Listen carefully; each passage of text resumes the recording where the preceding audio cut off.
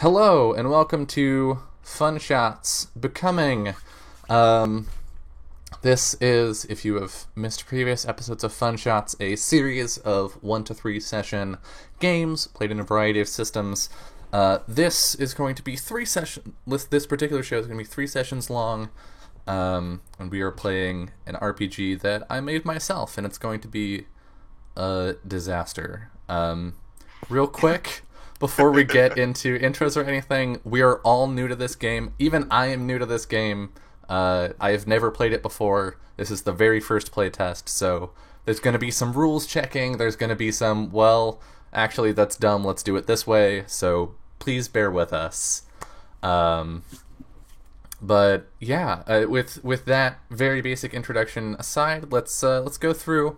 Say who you are, where people can find you, if you can be found somewhere. Off Chris. And let's see, what's going to be our throwaway question? Our throwaway question is, what program do you use every single day? So Chris, you first. Oh wow, you're just gonna throw that on me? Well, let's see. I go by Chris, and you can't find me anywhere. I'm kind of like an enigmatic internet individual that shows up on Dylan's shows every once in a while. And program I use every day, Google Chrome. Nice. And actually, you can find Chris on my very first RPG show, Unfettered, which you can watch on YouTube. But don't find me there. Lauren. Hi, I'm Lauren. You can find me lots of places on the internet, but mostly on Twitter at JL_NiceGirl. I play all the games everywhere, and a thing that I use almost every day is Microsoft Excel. Nice. Yes. I'm a big fan of Microsoft Excel. Excel is great. I use Google Sheets, but I really like spreadsheets are underrated. Connor. Hey, I'm Connor, Cyberwolf1201 on the internet. You can find me here on Twitch, Cyberwolf1201, and on Twitter at Cyberwolf1201 because I'm not creative. Branding. And a program that I use pretty much every day is Spotify. Love me some music. Nice. All right. Cool. And Joel. Hi, I am Joel or Jolie. My Twitter handle is underneath my face, I'm guessing. Yeah. No, it's the left. Oh. You can find me here on Fun Shots. I have my own channel called Pen and Paper Pals, where we stream every other Monday. I'm also on Fable Tales, which is run by Nox Noctua. And a program that I use all the time is WhatsApp. Oh, yeah, that's a good one. Keep in touch with all of my friends. So, yeah. That's a good one. And yeah, I'm Dylan. This is my channel. If you don't know that, hi, welcome to you being a new face. A program I use just about every day is OBS, and that even though I don't stream every day, I set up a lot of overlays and shit. So, yeah. I guess I can stall this as long as I want, realistically, but we should probably... We can go the whole session. We can handle game. 4 hours of stalling. I'm good at this. I'm really good at this. So let's talk a bit about what this game is before we get into it. Sure. It's a game in which these 4 lovely players will be playing artificial intelligence in a simulated environment. The easy way I like to describe this is Tron meets the Roaring Twenties, and everything that you see in the world today is stuff that was generated collaboratively with the players rather than like a pre-built setting that I came up with. So there's that. And the system that we're going to be, like, the mechanics of this system are weird. They reward catastrophic failure and discovery, and it's centered primarily around non-combat things. So we're gonna see how this goes. So I think as we come in from our like opening credits scene, we like the main title fades out to black, and then we cut suddenly to this view of a dark cityscape located in sort of an eternal night, and we see these tall, gleaming high-rises with green lights and sort of black glass exteriors, and we see the sprawling streets, and our camera pans away from that more toward the edge of the city where there's a waterfront. We can see these sort of run down warehouses and rusted shacks, and just between those two contrasting points we see a tall tower with big gaudy neon letters that says The Biggs Hotel. Yeah, it does. And like in the bottom left it says the network simulated environment and then some arbitrary time, and we zoom down into the entrance of the Biggs Hotel, and we can see a sort of lounge area off to one side. There's a stage. Across from the stage there's a bar with some people leaning moodily against it, in between people sitting at tables discussing quietly, sort of a haze throughout.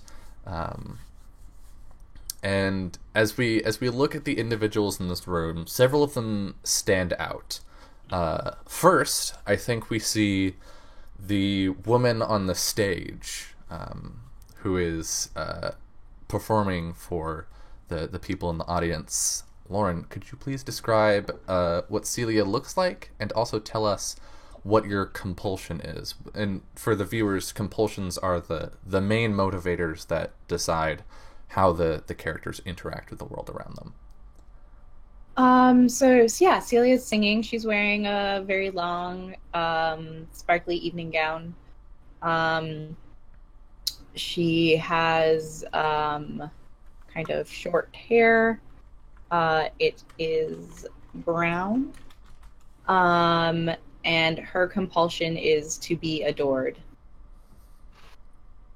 And so I think we see some of that in the way that she's interacting with the audience, maybe. Like some of the people who are closer to the stage just have their eyes locked on her. And she's... Are you enjoying this Yes, experience? yes. Or okay. Very much so. And we pan across, and maybe toward the edge of the room, walking, just coming in from a door and walking toward the bar, we see Violet. So, Connor, if you could describe your character and their compulsion. Yeah, so Violet is a guy in his early 20s. He's got undercut brown hair, very, very, very thin, light beard. He has actually violet eyes, and he's just dressed in white shirt, waistcoat, low tie, very, very standard. And his compulsion is, I would like to find out my purpose. Nice. And the camera follows the movement of Violet toward the bar, and behind the bar we see our third protagonist, Jasper Biggs. Joel, please describe Jasper and tell us what his compulsion is. Okay. Jasper is in his late 30s. I almost want to say he kind of looks like Benicio del Toro looked at his late 30s. Ooh, yeah, nice. He's got he wears a lot of red and black, which is why I'm wearing red and black today. That's his jam, and he always has his hair sort of slicked back. He is he's not tending the bar, I don't think. I think there's someone else doing that, but he's checking in on them. And his compulsion is to amass the greatest fortune in the network. Yeah. I already don't like him as a person, but I can't wait to play him. Oh boy, that's always a good combination. Yeah. And I think in the background we've had we've had like the soft atmospheric soundtrack of the room, and we see Jasper like you're checking inventory behind the bar, like making sure that everything's stocked, and then we see you turn around as Violet like leans across the bar to tell you something, and then right next to Violet on a stool, very slow. Like sort of slowly, another person just materializes, sort of piece by piece, and as that happens, we see all three of you sort of look at that spot in confusion, from your various points throughout the room, and then we cut to, like the sound cuts, and we cut to several seconds earlier. We see a black screen with a green blinking rectangle that begins typing out some code, and it says like initializing intelligence, and then this long list of various files that are being loaded, and services that are being connected to, and then the screen goes staticky, and then we see the view of the bar first person, and we get two blinks, and then Chris, could you describe K8, what they look like and what their compulsion is as you boot to the network for the first time? All right. So K8 is a young, probably also in like her early 20s. She has like this medium long hair, and it's unevenly cut, and it's kind of been like. It looks like it's been hastily like spray, hair sprayed down, and she's wearing like a suit, but the like shirt on the inside it's been buttoned to the wrong buttons. You can tell it's like one shifted one up, and she hasn't noticed it yet. And she walked out of the house, and now it's too late to change that. And she's got like a tie that's like shifted to the wrong side a little bit, like clearly a fish out of water, or perhaps more correctly a cat in water, and yeah. And compulsion, right? Yes, she wants answers. Doesn't matter what kind of answers. Just all of them. Give me the answers. And we hit here now, our first snack, where Dylan is semi-prepared for this show and has mixed up the origin of two of the characters, but it's fine. We can hand wave it. We can make it work. Well, I mean, it still makes sense. I've got this. So, yeah, okay. K8, you appear, not for the first time, but you appear in the bar, and everyone looks to you, as you show up, or these three other people look to you as you show up. No one else in the bar notices. Everyone else in the bar continues doing what they're doing. And Violet, as this happens, you have a sudden realization, and that realization is that you didn't exist before you walked into this room. How are you taking that? I am having deep thoughts. But I noticed someone else who, as far as I know, didn't exist until a couple of seconds ago. Or would I know that that's a normal thing? That's actually not normal. Most programs that exist on the network run sort of perpetually. I think maybe K8, has this happened to you before? Have you been like uninstalled and reinstalled before? I think this might be a good way of putting the thing. I think there might have been a catastrophic failure right before being rematerialized in the bar. Perfect. Yeah. You and just K8 crashed. like without missing a beat. Boss, you know those real estate places you were asking me to take a look at? Yeah, they're a little bit less friendly than we might have originally anticipated. And Jasper like looks shifty eyes around the room and kind of like nods for you to head further down the bar. Okay, tell me what happened. Well, I was doing my normal thing. I was just, looking around, taking a look at, who looks like who looks like they're in charge. I skimmed a couple programs off the top, and I went in to try and see if I couldn't, grab a little snippet of information from the boss. And I get into the room that he's in, and there's like 6 of these bulky programs that I just hadn't seen before, and whew, they had a lot of guns. Let me tell you, they must have had like 2 shotguns each.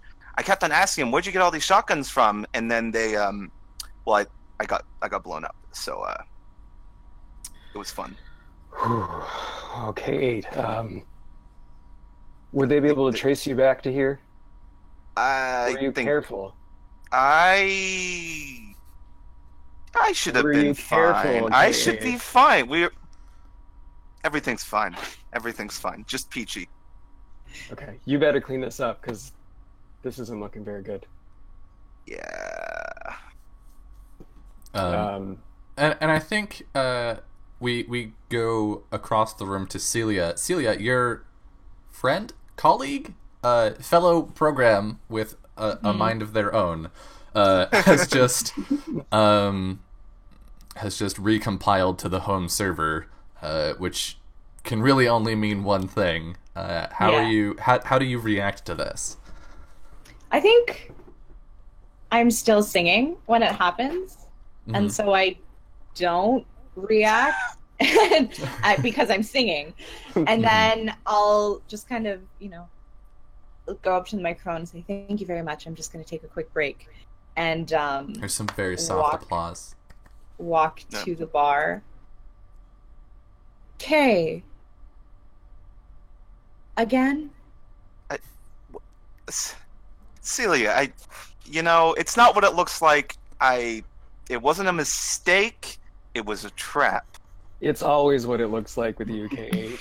And then like Celia's gonna start like rebuttoning Kay's shirt and like fixing her tie and Nice. Okay. I just worry about you. You need to be more careful. Look, Celia, I'm perfectly careful. We're like immortal or something. It's fine. She gets like very uncomfortable when you say that. Yeah, somebody at the bar looks over at you. It's like, huh? Shakes his head and goes back to his drink. Question: would we notice that Violet is not just like a run-of-the-mill program? Is this something that we would be aware of? I mean, That's a really good question, because this person like, just did we walked. see him materialize? Or? Yeah, like would Jasper be like, this is a normal program that just came into this... You didn't. You saw him enter the room from inside the hotel. I guess this begs the question, Jasper, how much of memory do you have for the people that come in and out of your hotel? Well, so I think if anything, he wouldn't care for any of the non-sentient, like the more like I don't know, simple programs that come in and out of here. But I think he would try to keep tabs of the ones that could pose a threat or be useful to him. So this, I guess you would just see this rando come in from inside the hotel, and he was leaning across the bar to say something to you, and then this started happening.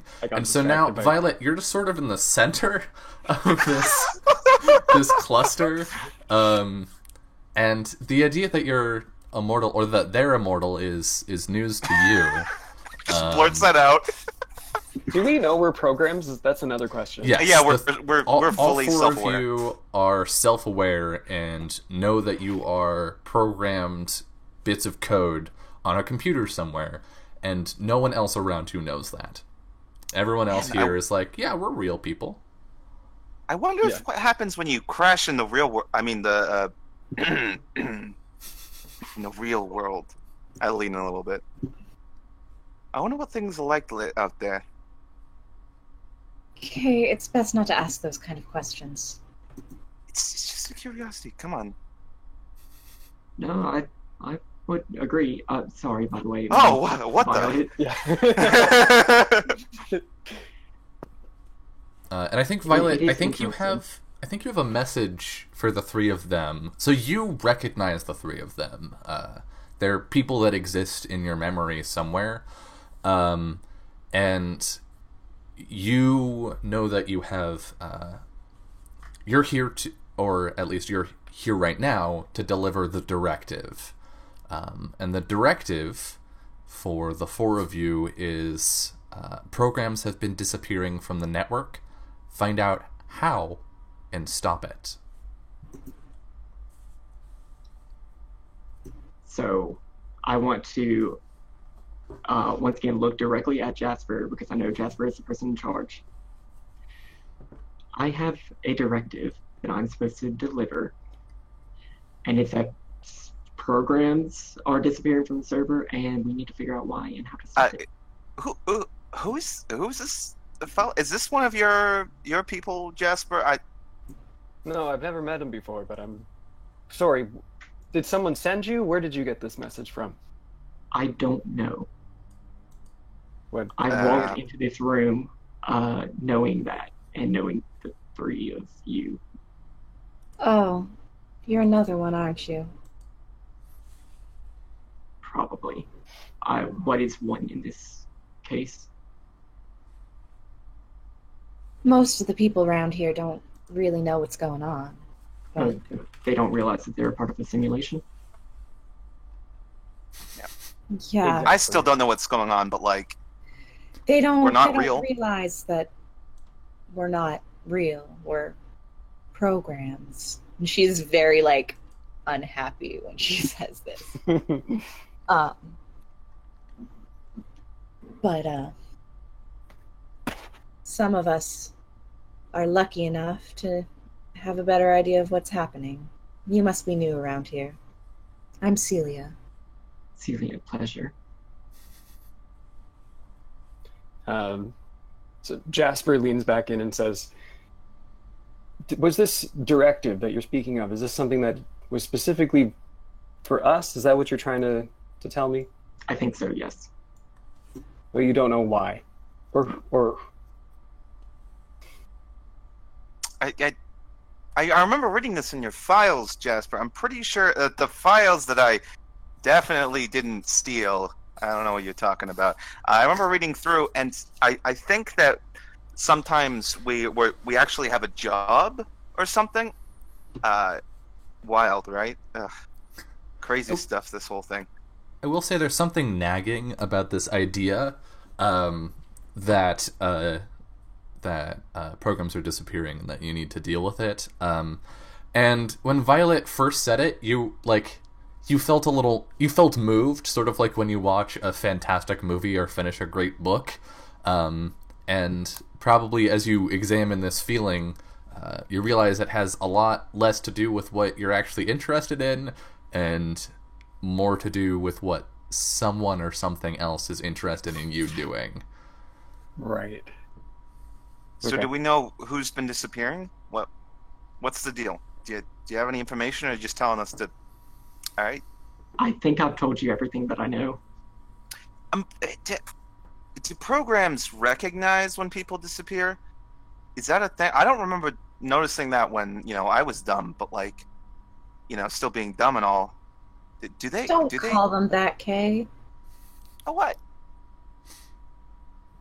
Sorry, not entirely aware. What? Would they even know? Would they know that something's disappeared, or would they just go on with their lives? I mean, I guess people go missing just normally. I suppose we could start asking people programs like us, ones that might notice a change. Do you think there are others like us? Do I think that there are others like us? Yeah, are there others like us? That's Have we met any? You haven't met any for sure. Okay. You don't know with any certainty that there are others like you, but it's up to you to decide if you think there are. I mean, we can't be the only ones, especially if this one, Violet here, just showed up out of the blue. Yeah, There must be. strolled right in. Where did you come from, Violet? I'm curious. The door. Accurate. That's I literally walked in here existing, and before that, I don't think there was anything.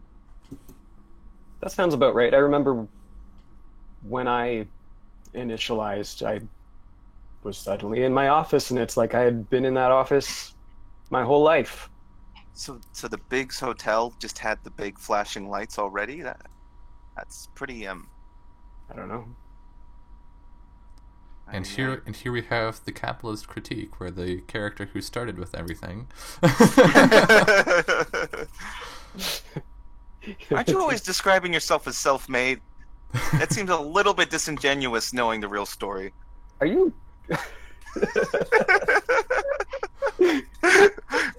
Hey, as far as I'm concerned, I am self-made. I don't know. It doesn't really all make sense. So on the question of what you know, you all know of the areas and people that you sent to me during the network creation stuff. Mm-hmm. So those are. I don't know that you necessarily have relationships with all of those people. Some of you clearly do, but you at least know of those people and places. I mean, I guess we can just ask around if people have been going missing. Maybe there's something in the news or something. Is there news? Who makes the news in this place? I Never really don't know. thought There are about it. newspapers, Kay. Haven't you seen it? Are there? Are there really though? If you think really hard about it, and she like looks over to the table and there's like a newspaper, like, okay, fair.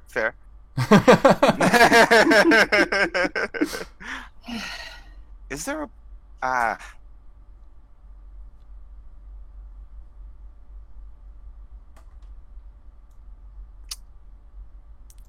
I think Where- at this point the person who is sort of near your group just sort of loudly slams their drink on the bar, looks at you with just like the worst look and says, "I'm not drunk enough to be listening to this shit." Stands up from the bar and teeters precariously out the door. Celia like immediately reacts to the fact that this person is scowling at her, and she goes to like immediately help them stand up and say, "Oh, well, I hope you'll come back soon." Well, we'll see. Please forgive my friends. They're a little off sometimes. They've had a rough day. Friends are weird. I know, but they're good people and they take care of me, so. And they like pat your hand on their arm where you're helping them like stay steady. You're nice. Bye. Take care of yourself, friend. And she'll like go back. Yeah. Isn't Celia usually the one taking care of us? Seems a little bit. Whatever. Good work, Celia. Hopefully we'll get their patronage again. Yes, their Maybe. money. You should learn to keep your voice down when you're talking about ridiculous things like awareness.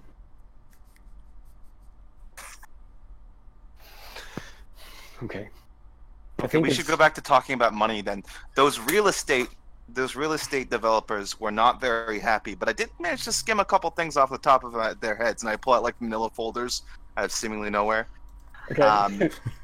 Do we want to start looking over at like a newspaper company or something?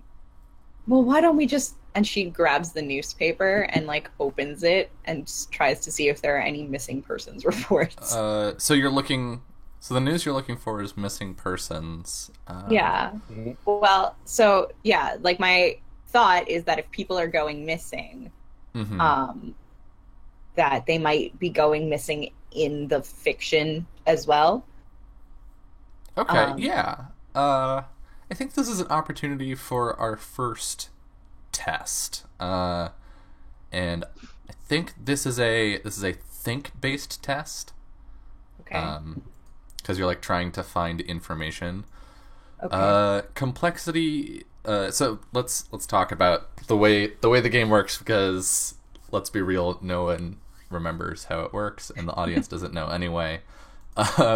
So tests are like all of your non-combat roles are handled via tests, which are a series of roles made to try and achieve success. You have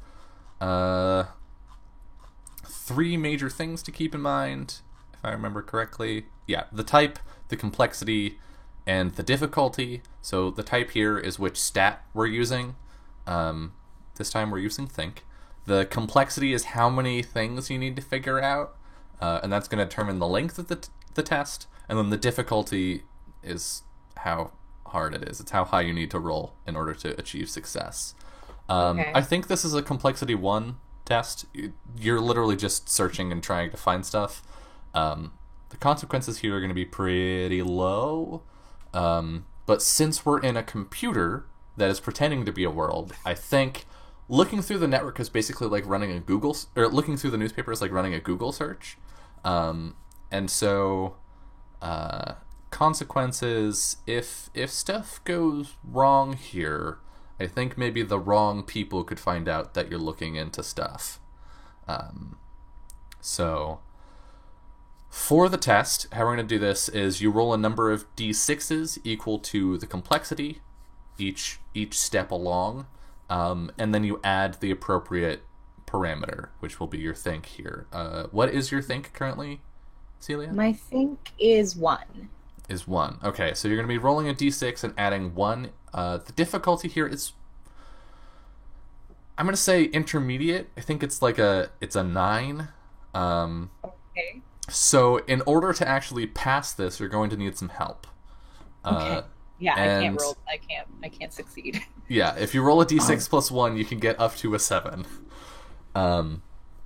So in order to help, somebody has to say that they're helping, explain how, and then they will give you an additional d6 to roll. So who would like to help Celia look through this newspaper?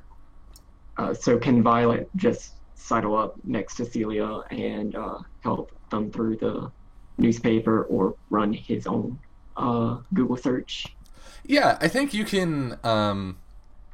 You have a vague memory of a bookstore, and so I think what appears in your mind is this memory, constructed or otherwise, of research best practices, basically, and these like shelves and shelves of archived newspapers. Teaching me like the codes, and or like whether or not to put it in Quotation marks and like the Boolean markings. Absolutely. So yeah, that makes sense. Go ahead and take a second d6 here. So that's Celia. 2d6 plus 1. 2d6 plus 1 will be the roll. All right. We'll go over to... Oof. So you get a 6. And so how tests work, when you fail, you don't lose forever. It just means you have moved one place along a timeline that I have toward potential consequences. So you can try again if you would like. Is anybody smarter than me? Is anyone smarter than you? No, I don't Celia, you're great. Don't I just belittle yourself. I don't read. I sing and And you're Try an singing at the excellent newspaper. I have memories of reading. I can certainly try myself. You have memories of reading. How does that work? Didn't you just get created? Yes. how did you get your memories before you were self-aware, Kay? That's a great question. Maybe we should start looking into this a little bit, asking people where they remember things happening. It's a great idea. I love this. So- can I do the test? Yeah, you can go ahead, and that'll be a d6 plus your think, which I think is 5. Yes. All right. Yeah, considerably higher. So you're gonna need to roll at least a 4. Does anyone want to help, or is Violet just gonna handle this? I mean, himself? I can help. Like, it can just be like, I'm not like the same kind of thing, but we just kind of like switch. Because You're looking over a shoulder, being like, "Hey, what about this thing?" yeah. How many of us can help at a time? As many as would like. Oh, Okay, I well, think let's I'm being just the all opposite of helpful at the moment. So, Okay. So am I rolling 3d6? I'll help too. Yeah, I think Jasper leans in and starts looking at the paper as well. Oh yeah, you've got that. You're fine. Great. So, I think with a 16, I'm gonna give you 2 bits of information. Let's see. You are here and you are here. You see 2 separate missing persons / obituaries for a Julia Halsey and a program named Pam. Julia is a taxi driver, and it doesn't give a whole lot of information about them, except that they were a taxi driver. They were beloved by all of their customers. Always a smooth ride and a quick one, and then also now they're gone. Okay. And, Was this sorry, keep going. sorry, go ahead. I was just gonna ask: is this like an obituary, or is it like an article that I'm reading? Like reading I think about it's missing an people, or- obituary. It's Julia. Julia has been declared dead by the security department of the docks. They will be sorely missed. Blah blah blah. And then Sorry, did Pam. you say? Sorry, there was somebody in the room. Did you say there's someone from the docks? yes, Julia Halsey, the taxi driver, Okay. was reported dead / missing by the security of the docks, and Okay. Pam appears not in an obituary but in a want ad, where a person by the name of Curtis Brown is like, to whom it may concern, my wife Pam has gone missing. If you have any news or can offer assistance, please call in at my residence in Falcon Bay.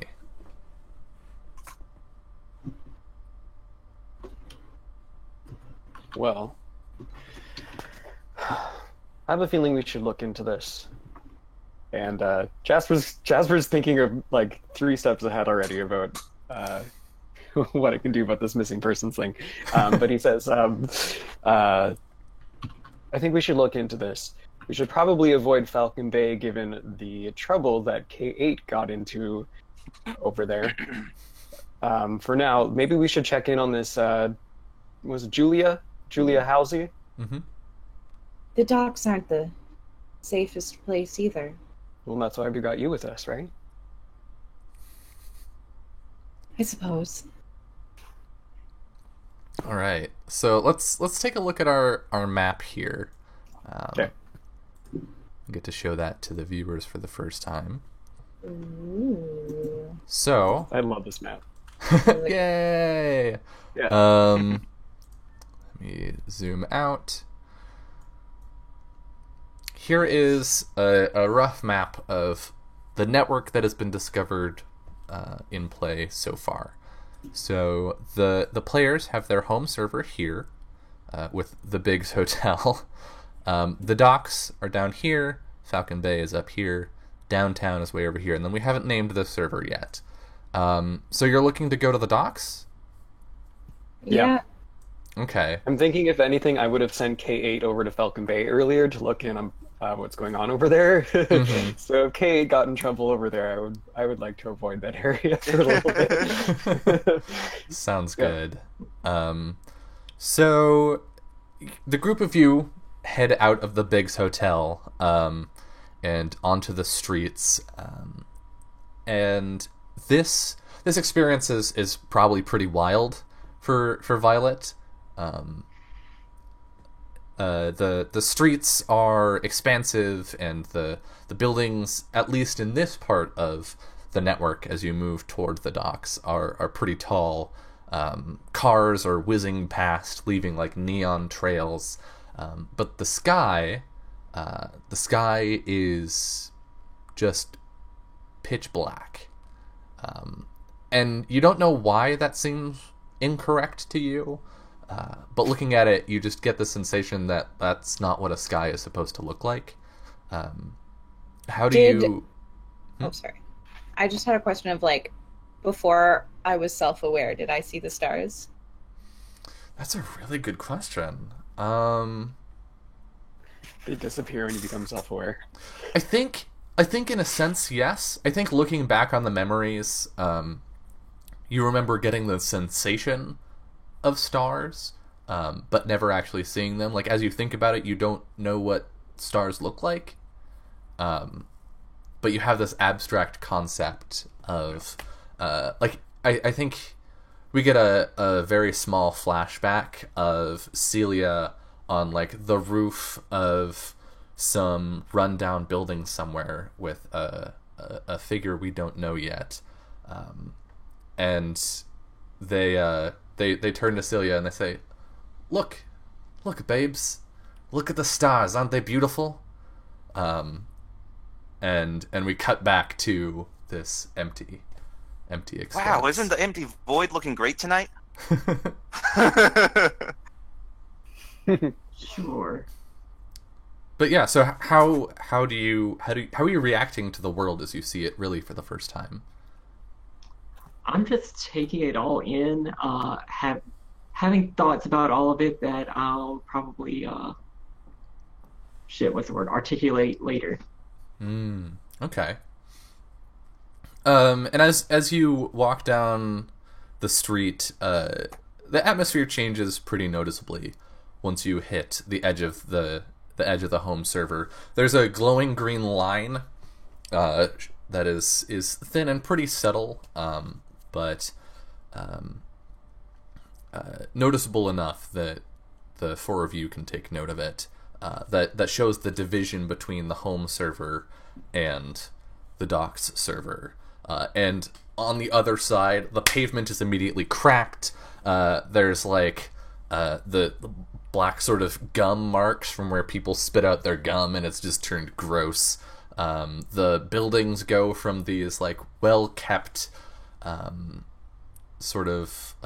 Actually, I think this is a question for Jasper. What do the buildings outside of the Biggs Hotel, but on the home server, look like? I think they are sort of, what's the word for it? I'm picturing a specific kind of architecture.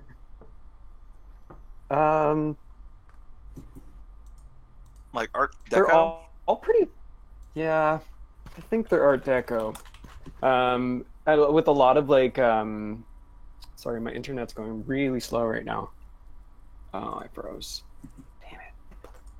Do you want to sort of describe it visually? Hello? Oh no, Joel. We've lost him. Alright, now that Biggs is dead, I'm the leader in this outfit. Look at me. I am the mogul now. Hello? Hello, welcome back. Sorry, I don't know what's going on with the internet today. Are we all out of order now? Oh no, actually it's perfect. Oh, great. Yeah, Okay. we're good. I can't. Yeah, it's mostly a lot of like beautiful, like rounded towers and stuff with like a lot of like concrete too, I imagine. Okay. With metallic trim on a lot of the buildings. Oh yes, of course. And it's Yeah. like glittering and shiny. Yeah. Yeah, gold. I'm thinking like gold is definitely a thing that Jasper is into. So, Okay. a lot of And gold. then on the other side of the line, they're like primarily single-story buildings. If they have plaster, it's cracked. As you look down the street, you can see like it just sort of devolves into buildings with like tin roofs and that kind of stuff. And I was way actually down going to at ask you a question, Dylan, about possessions. Yes.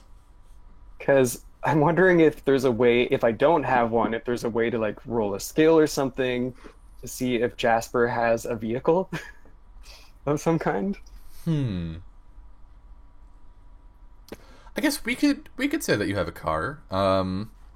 Let's see. Is there a way we can turn this into a Not test? for like any like mechanical, unless there is a mechanical benefit, then maybe we I could do can't something really like think this, of but, like, one. Movement isn't super restricted Okay.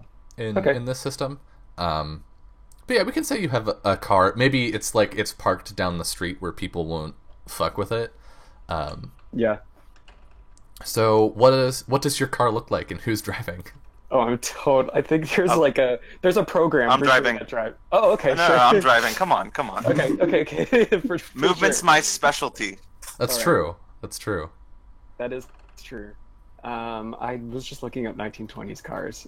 Traffic laws are not my specialty, by the way, in case anyone was wondering. I don't think there are traffic laws in our own server, so it should be fine. No, you're good. You could drive however you want. There's no rules. The traffic laws in the home server are if you get in an accident with Biggs, you're at fault. Yeah. Yeah. Yeah, like a Ford Model T or something. Nice. Like, Yeah, for kinda- sure. So you all pile in to the car. Yeah, I But I think imagine it has like Tron wheels, even though it's like a carriage. Oh, It's got, yeah. like glowing wheels. Oh yeah, for Yeah. sure. before Celia gets in, like I imagine like Jasper holds the door open for her because that's just what he does. That's what she expects. And she goes, "Look, the docks are they're not a great place for me. So if there's trouble, we're gonna get out of there." I think Jasper's kind of an asshole and is not acknowledging that you are nervous about going here. He's just like looks at you and like does a little thing under your chin and says, "You're gonna be great, kid. Don't worry." What a guy. And then like sort of like goes to like sort of show you into the vehicle. Oh, Violet, the docks are a great place. I love them. That's where I grew up. When I was, did I grow up? Questions for later. They're a great place. I know tons of programs there. Do I get any sense that K8 is shitting me? No, no. no, she thinks they're a great place. All right. Not in the same great that the Big Hotel is great, but you don't know that. That's fair. That's the question: does K8 know that, or does K8 have a different scale of value? I think the scale, she might have stolen some of Jasper's scale of value, but she doesn't realize that it was like stolen. So it's very confusing for everyone involved. All right, so you're driving to the docks. You're driving to the police station, perhaps? Yeah. Yeah. Is that the plan? Okay. It was the I think security. You said there was security there, right? Yeah. So let's And add... can I do a roll now? Because I have an idea for a roll. I have a command called yes. Know a Guy. Yes, you I do. want to say that I know a guy at the security Ah. security station or depot or whatever Let's say it is. security station. Yeah. Okay, so can you tell me a bit about the I know a guy ability? Can you read it for me? Yep. It says when you enter a new server, you may engage in a test based on Wink to determine if you know someone there that can be helpful to you.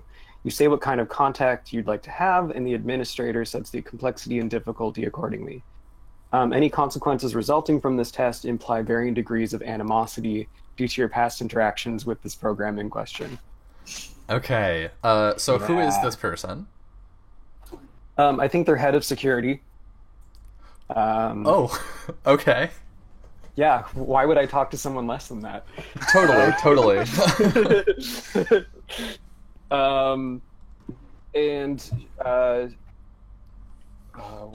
What is her name? They're Thyme Smalls. Fine. Thyme. Thyme? Why Time. I'm Damn such an idiot. How do I pronounce this word that has been used around me all my life? And I Shut up. think I've helped her in the past in Okay. some way. Like she was doing some shady stuff, and I paid some people off to look the other way to get her out of trouble. Okay, so you're probably That's the part best. That's the best result, I think. If I of you're probably part of. Let's rephrase this way. sure. You were involved in getting her to become security chief. Okay. And we'll find out what that means Yeah. when we do that test. But we're going to do Okay. that after the break. So cool. we're going to step away for just a little bit. And when we come back, we'll find out how rocky or not rocky that relationship is. Okay. So Perfect. we're going to step away for a couple minutes, then we'll be right back. Don't go anywhere. See you soon. All right, and go to the right screen. Hello, and welcome back to Fun Shots Becoming. So, Jasper, you want to be friends with the chief of security rather Miss than Time just Smalls. Yep. an officer. So I'm going to say that No, probably... and officer is the vice chief. Is the vice. Don't worry about it. Oh, you. Does the move say anything about the difficulty of the check? I think it just says it's up to you. Okay. Let me just look at it again. I merely You asked... say what kind of contact you'd like to have, and the administrator sets the complexity and difficulty accordingly. Gotcha. Complexity and difficulty. Perfect. So... I think the complexity is going to be pretty high, Okay. but we'll leave the difficulty at challenging. So I'm going to set the complexity to 5, Okay. and the difficulty to 9. And so the way this works is you roll a d6 for every point of complexity, and Okay. add your parameter to it, and if that passes, you mark 1 success. You do that until you get 5 successes. And I'm going to mark down how many failures you end up picking up. No one can help you on this one. Okay. So, because this is based on Jasper's past exclusively. So, Right. Jasper, if you could roll 5d6 plus your wink. Wink. Okay. You have to wink every time you roll, or it doesn't work. Nothing. Oh but God, I don't want ones. to be that guy. But once. Yeah. Okay. All right, so that's 1 success. So wait, how does this work? Do I keep? That reduces every time you succeed, you reduce the complexity by 1. Okay. And basically, the goal of a test is to bring the complexity down to 0. Got it. Um, And like the amount of times that you do it makes the result worse, or Yeah, so there's a timeline basically that I Got have it. constructed from the very first attempt to the potential last attempt. In this case, there isn't one. There is no worst case. It can just continue getting worse and worse and worse. But along that timeline, there are some spots where bad things will start happening. Okay. And this timeline is unrelated to Time, the security Yes. official. Yes. Okay. So what happens if I leave it here? Does that mean I just have a bad relationship with her? If you can't leave it here, you have to get the I complexity down have to to keep 0. going. Got it. Yeah. Okay. Okay. Okay. So now you're going to be rolling 4d6, Got Oh. it. not 5d6. Just ignore. Oh, sorry. That's Ignore the fine. last You one. rolled 2 6s, so it would have been in either way. Yeah, hold on. Let me add the total if we remove the 6s. Yeah, you're fine. So we'll keep that one. So that's 2 successes. Your complexity is down to 3, which means you roll 3d6. Okay. Is it even possible to lose at this point? With 4, yeah. Roll 3 ones. All right. Complexity is down to 2. Okay. This is also me figuring out where to set the difficulty for things. Ooh, that one was close. All right. But it's still a success, right? It is still a success. Because I set Okay, the now I'm difficulty to 12. I'm understanding this system a bit better now. Okay. And now you're gonna so roll I got 1d6. And it's a 9. It is a 9. Ah, this is the clincher. Okay. Yes, I'm gonna roll a 5 or higher. Oof! Alright, we got 1 failure. And this is where it starts to get interesting. Yeah. Just spam the command. Like, So go ahead don't and even roll, bother just rolling one at a time. roll again. Should I keep going? Yeah. You keep going until you succeed. Yeah, because this can get Oh as my complicated God. as it needs to be. That's 2 failures. No. I just have to keep going. Uh-huh. You just keep rolling ones down. Troll. Oh, so my God. close. Okay. And you're Um, keeping track of how many times I'm failing, basically. I right? am. So that's 3 failures so far. Yes. There we go. And there you go. So it took you three extra attempts, which I think means that yeah, you helped her get to where she is now, but there were some complications along the way. Okay.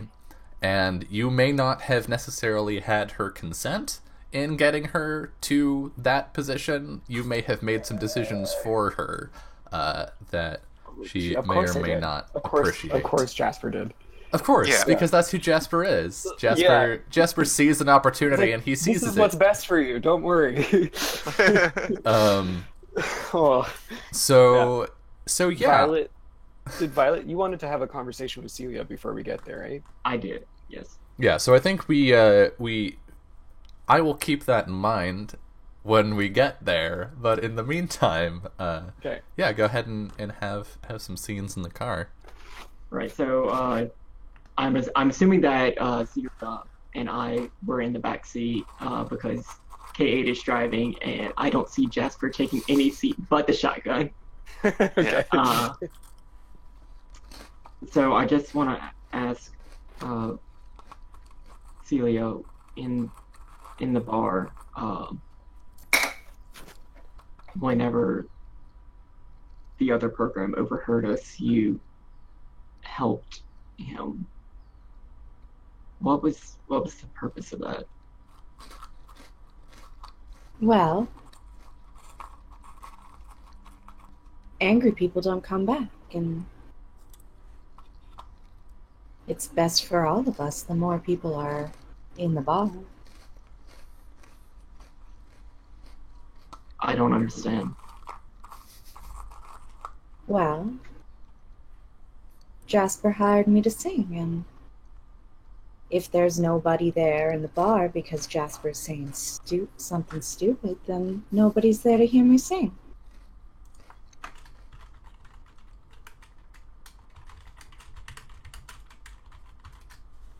Jasper can't hear this otherwise. So Jasper's deep in thought, like, what did I do to this police officer again? I think we're having a simultaneous conversation. I imagine it kind of like one of those old taxi cabs where like there's a Partition. partition, so if Jasper wants to like be chauffeured around by himself, then like Yeah. He's in the back. then he can do that. So like Yeah. Celia, I guess when Jasper was kind of mean to her, she was unhappy about it and put up the partition. It's like, nope. Mm-hmm. All right. In the front seat, what are y'all talking about? I definitely am bringing up Fancy Agnes, who is Okay. the woman that runs like a lot of the like slums in Falcon Bay, where I got K8 to go sort of check things out. Agnes, yeah, she's never been an easy one to deal with, Yeah. and especially when I was working for her all those years ago. Tell me about it. You're sure she's not onto you? Can I really trust you on this, K8? You can trust me. Look, if there's one thing we know, I run a smooth operation. You're a smooth talker. I don't know about the operation part though. I guess here's my question for K8. Does she think it went smooth? Or I think is she what not- happened is she did the job perfectly, right? Mhm. And then she went back because she was curious about something and fucked up. More information, obviously. Yeah, Alright, more so- information. So I feel like maybe you're lying to Jasper. Ooh. A little bit. So Yeah. what I want to do is a bit of a contested role here. Okay. All right. And I want K8 Is this- to roll wink, and I want Jasper to roll think. Okay. All right. This is not going to go well. My think isn't very good, so This is the opposite of what we're good at. yeah. This is I'm like good at K8's a terrible liar, but Jasper isn't really as observant as he thinks he is. Yeah. All right. On the count of three. 1, 2. 1, 3. Oh, sorry. Just roll 1, it. 2, 3. Oh no! Fuck. Oh, I've already gone. Oh. Why did that not work? Oh, it's because there was a third L on that. Wow, that roll is so bad. My roll is really bad, That roll is also so bad. but better than mine. Which is like slightly better. So I think we see like a bead of sweat collect on K8's forehead and like trail down the side of her face. She's like, Look, I just wanted to know if it was Worcester sauce or steak sauce. Look, I don't deserve to get roasted for this. and I think Yeah. maybe K8, you're like, yeah, okay, it didn't go so great, and Jasper is already tuned out of the conversation. Yeah, it's like Yeah. You're just like, yeah, I know, boss, I know, and then you look over and he's not listening anymore. Yeah. So I'm that's like looking out the window, thinking about time art, like the security person, and like, what am I going to say when I get there? so that's I actually the wanted- weight off your chest. Yeah, I actually wanted to talk to Violet too and say, look, I know you're new around here. If you load it up here in the server, you'll be living in the hotel with us. And Jasper may be an idiot, but he's an okay sort. He takes care of us all, so. No good. Right. I appreciate it. I think that's what I'm supposed to say. And I think at this point we pull up to the security station, and it's like it's classic brutalist architecture. It's like a square concrete building with maybe 2 windows in it and a door on the front, and it just says security at the top. And you can does tell. it have that like? Oh, sorry, go. Sorry, what was the question? I was gonna say, does it have that like fake chiseled like rough exterior work, or is it just like concrete? I think it's just go. flat concrete. There's Ooh. peeling paint on it, all in one color. I think it's like white that's peeling off in some places to reveal the dull gray of the concrete beneath. And the sign that says security is like these cut out steel plates to spell it out, and they're supposed to have lights behind them, but like one of them is flickering and half of them are off. And there are a couple figures in like vests and ties that are loitering out front, smoking, talking to each other, and I'm going to ask for a test from Celia, and I'm very sorry to have to do this to you, but I'm going to need a say a shakedown test. I'm so great at that. And this is going to be to see if you can pass yourself off as casual and not nervous as fuck. Okay. So this is going to be complexity 1 Okay. and difficulty 6. Oh, good. So I'm going to tell you guys right now, I have to roll a 6. Oh, K8 will try and just. Oh, fuck. Oh god. Yikes. Okay, so that's. I mean, one... did you want to help me? Because I'll roll. Yeah, the I was saying, I was in the middle of saying K8 will try and distract them if you let us know that this could be a problem. I don't know if it could be a problem if, like, I don't know. I guess, could it be a think problem? Am I we're gonna nervous about take- the people, or am I just nervous about being in the docks? I think you're nervous about being recognized by the wrong people. Okay. We're gonna take the one failure. One failure isn't that bad. But yeah, I think with that failure, y'all can notice that Celia is nervous. Can we say that we haven't gotten out of the car yet? Sure. Like we're just about to get out of the car? Yeah, I think this failure is like the detectives outside looking in the car and being like, "Hey, who's that?" I think I knock on the partition window so that Celia opens it again. And I go, okay, follow my lead. Try not to say too much. Celia, and he looks at you like knowing me and says, keep your eyes open and you'll do just fine, okay? Look, I'm not very welcome. Just imagine them all in their underwear, all right? I'm pretty sure someone does that for speeches. I think we cut to outside and we see all these like sort of cut detectives in like boxers or lingerie, depending, and we just hear like careless whisper. Oh no, he's hot.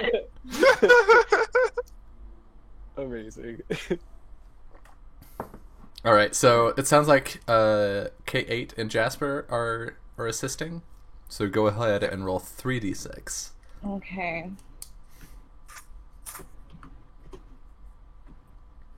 Oh yeah, Hey! that pulls it together There you for you. You get your gumption. You're good to go. I think I'm just pissed at Jasper for being an asshole to me. For being alive ever. No, not alive. He's just like he knows I'm upset and he's ignoring it on purpose, and I'm just mad at him for it. So I just like let the anger fuel me. Yes, let your hate flow through you.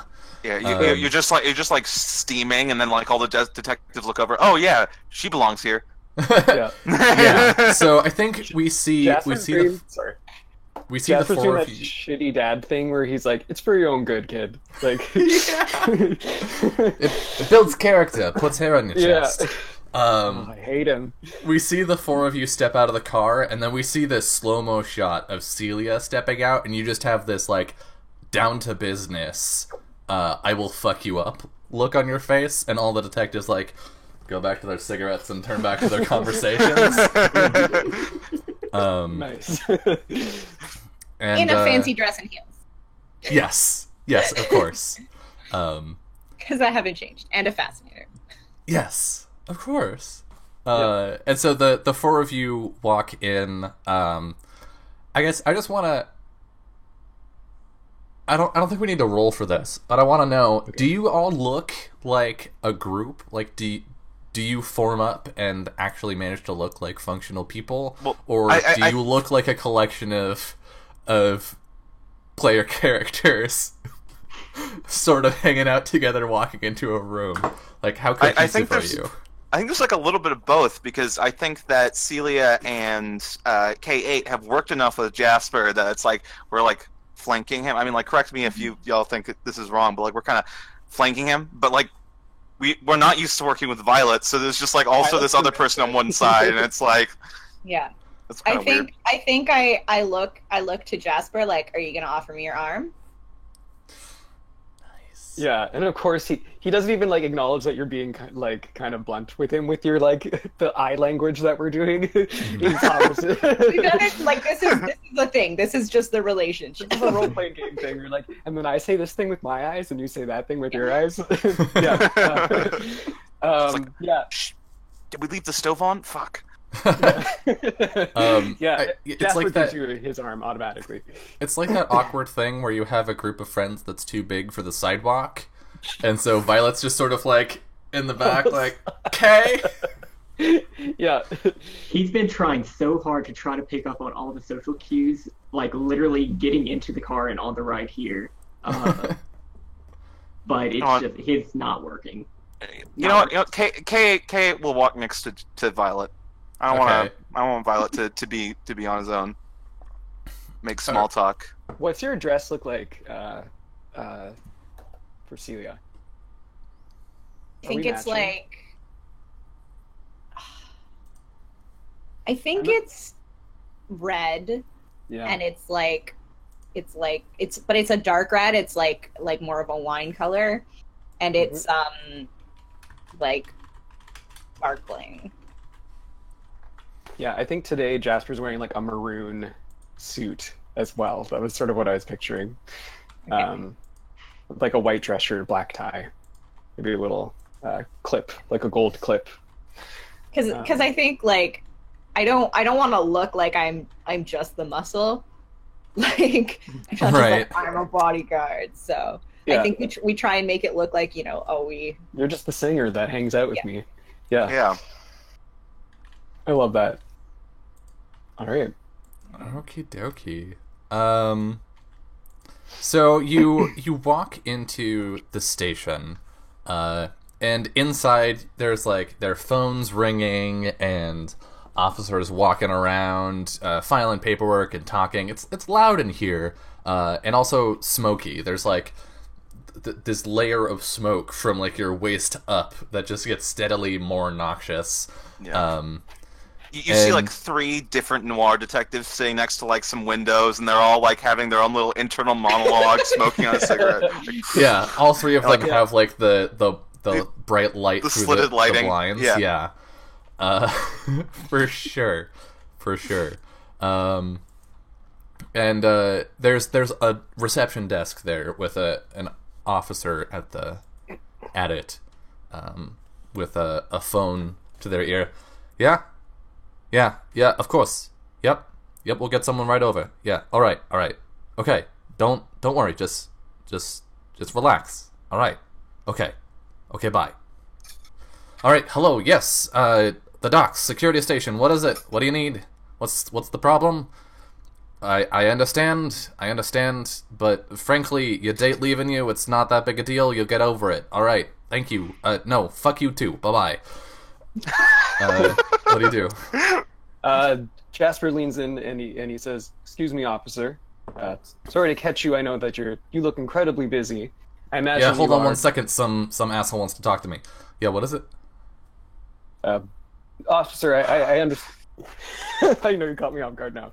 I imagine you're very busy, but we have an appointment with Miss Smalls. She's expecting us, and I don't know if you could just let us through. We got to go talk to her. Should be the captain, I guess. Yeah, this Dylan? is going to Yeah. be. This is. I'm Going lying. To be There's no appointment. A test. Yeah. Our assists we're all just looking really impatient off to the side, like, yeah, we're supposed to be here. Come on. Actually, I think my assist is that this particular cop used to hang out at the bitter end while I sang there, and so I just wink at them. Okay. Nice. So let me just really quick write up a character for this. So this is a docks security officer. That doesn't matter right now. what is their infosec? I think their infosec is this. So you're lying, which means this is going to be a test. Yep. And I think this is a you're only, let's see. So you're saying that you have an appointment. So that's really only one thing. I think our complexity here is 1. Okay. You're going to take 3 helping dice. And Okay. this is a wink test. Yep. Against the officer's infosec, which is 9. All right. So it's 3d6 plus my wink. Mm-hmm. All right. Ooh, just barely. Oh, yeah. So there's like, you can hear a voice from the phone. And Jasper like, leaves yeah, and goes, yeah. well, Fine, just go on in. Yeah, no, Thanks, sir. no, I You, understand. Your coins or spaghetti's credits? cold. It's not my problem. This isn't what the police are for. You're actually security, not the police. Whatever. Just flips you off. Go. yeah. I turn back to Kay and I say, "So nice to be home, isn't it?" Yeah, I love it over here. I don't know. I hope that the office chief doesn't recognize me because I'm pretty sure I stole her some of her folders once. No. Yeah, so you're walking across the bullpen here, and then over the top of all of this noise, you just hear a voice say, "Jasper Briggs, you son of a bitch." Is this time? Yeah. And like the whole room just goes dead silent.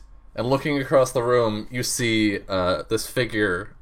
She's got green hair, and I think she's got an undercut, so she's just got like the hair to one side. She's got the button-up white shirt with the suspenders, and her arms are crossed. Jasper goes, "Miss Smalls," and he walks towards her, and he That's Captain Smalls. Captain Schmapted, and he does this little thing that he probably did with her when they were like friends years ago or whatever. And he does this thing that he like kisses her on both cheeks, even though this is not the person to do that to.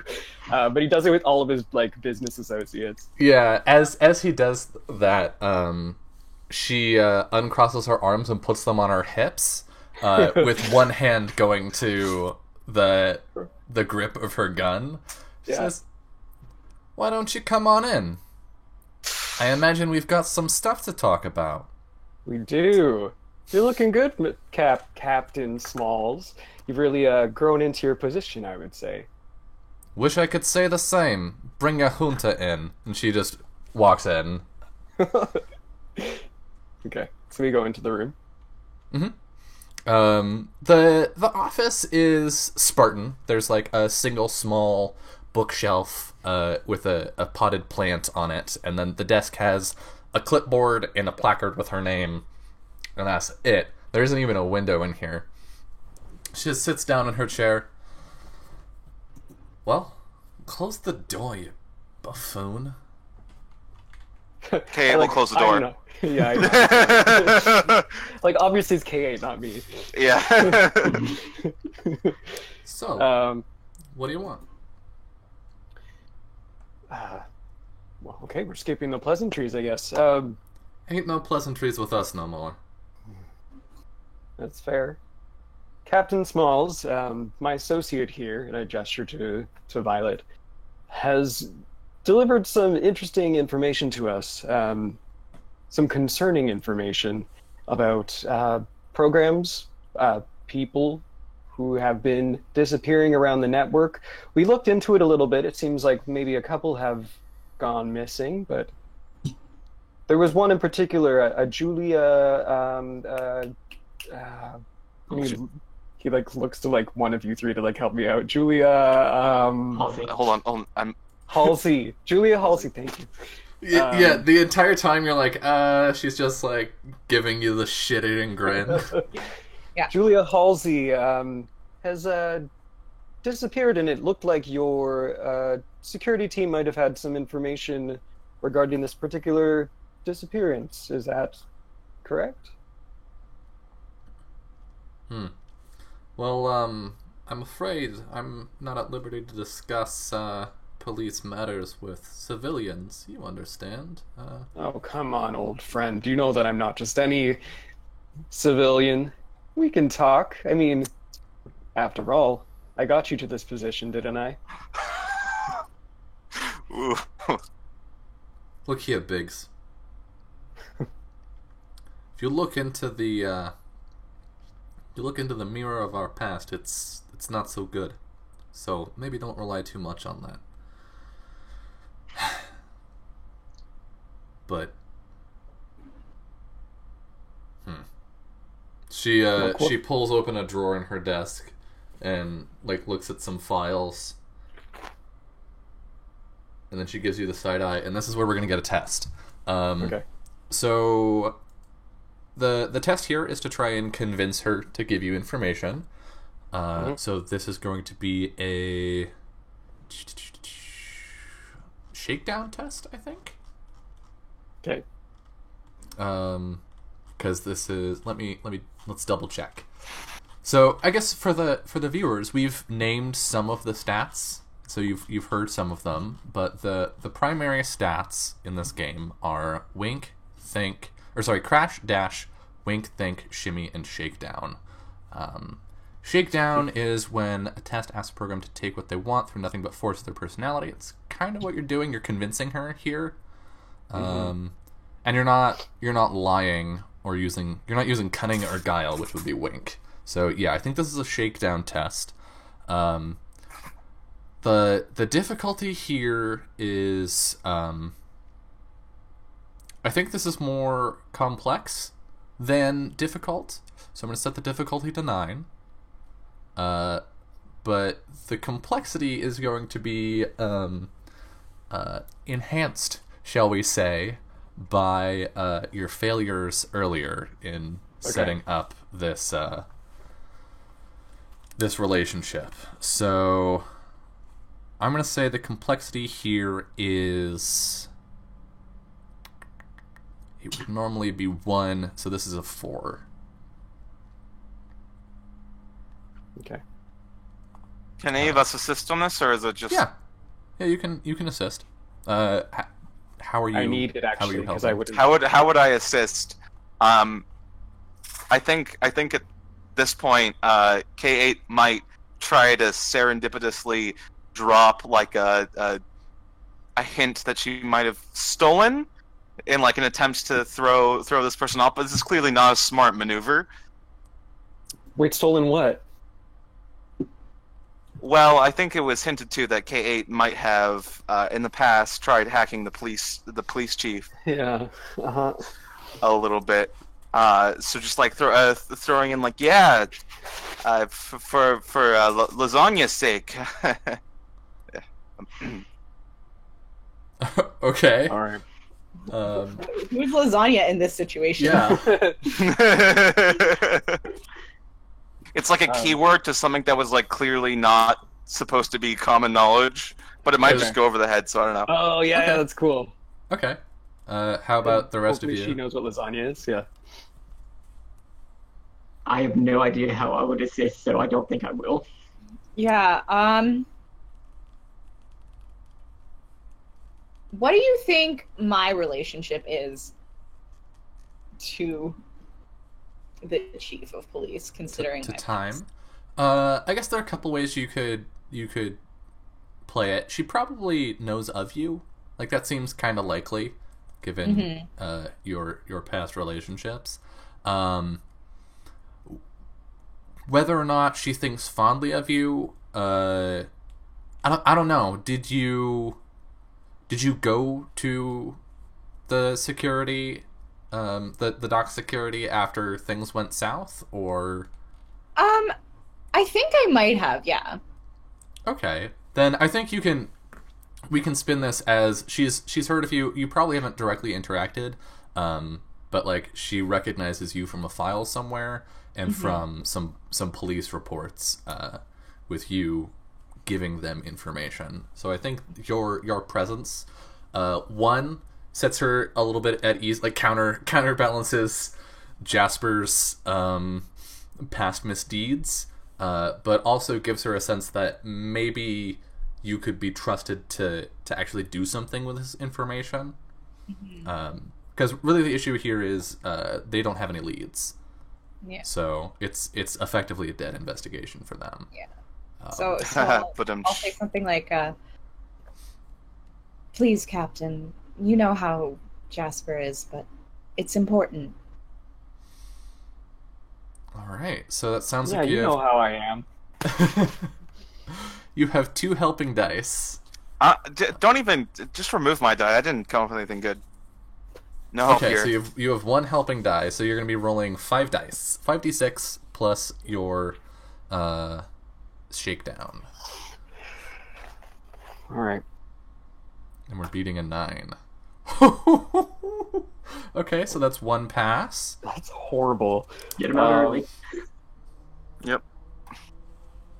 All right, and so now we're down to 4. That's Oh. another Hey, pass. same result.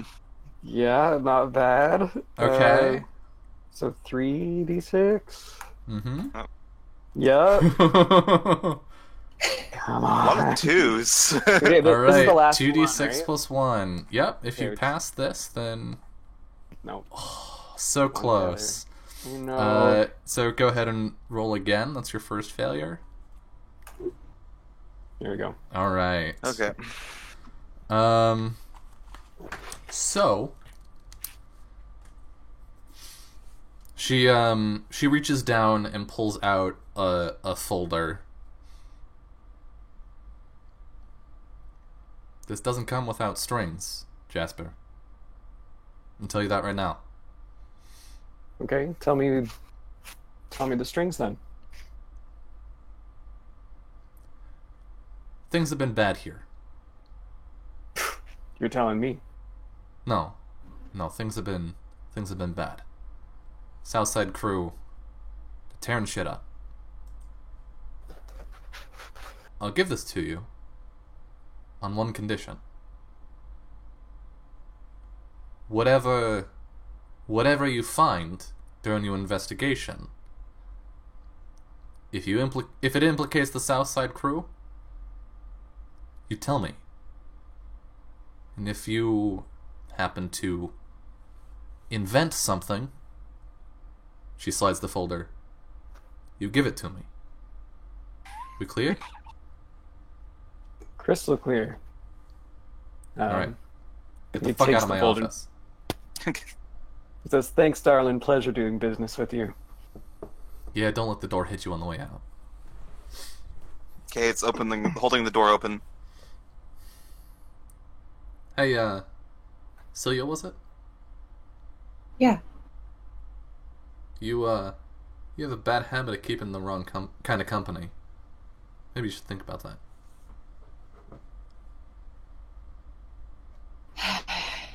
I know.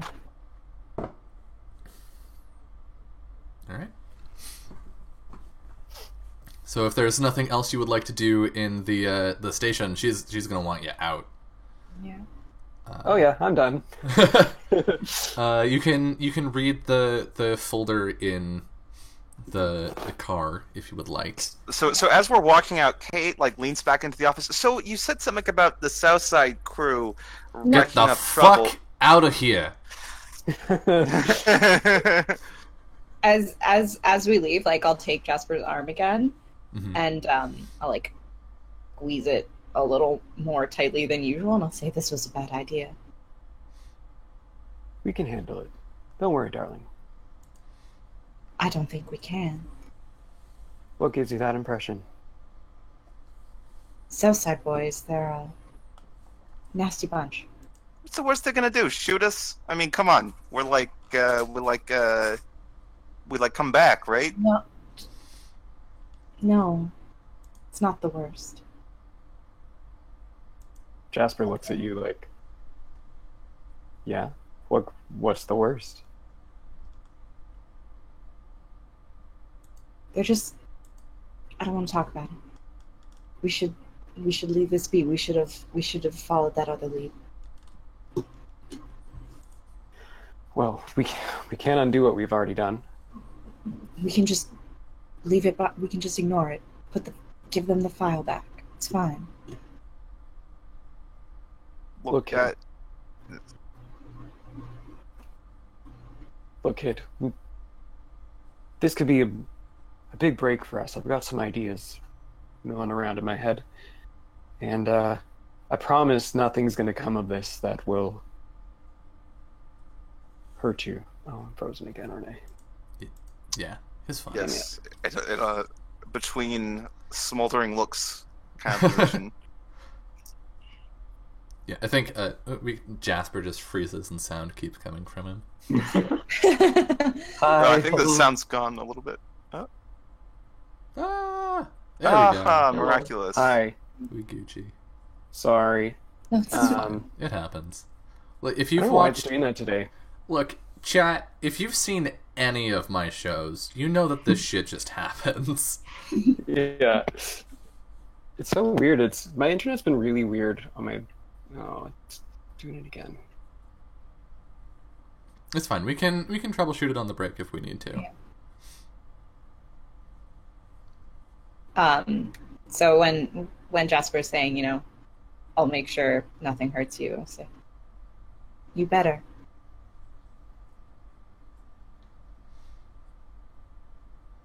All right. Do y'all want to check out this file? See what it says? Yeah. Yep. All right. Celia doesn't. She's like ignored. I'm like, Kate's like trying to grab it out of Jasper's hand. Like, let me see. Let me see.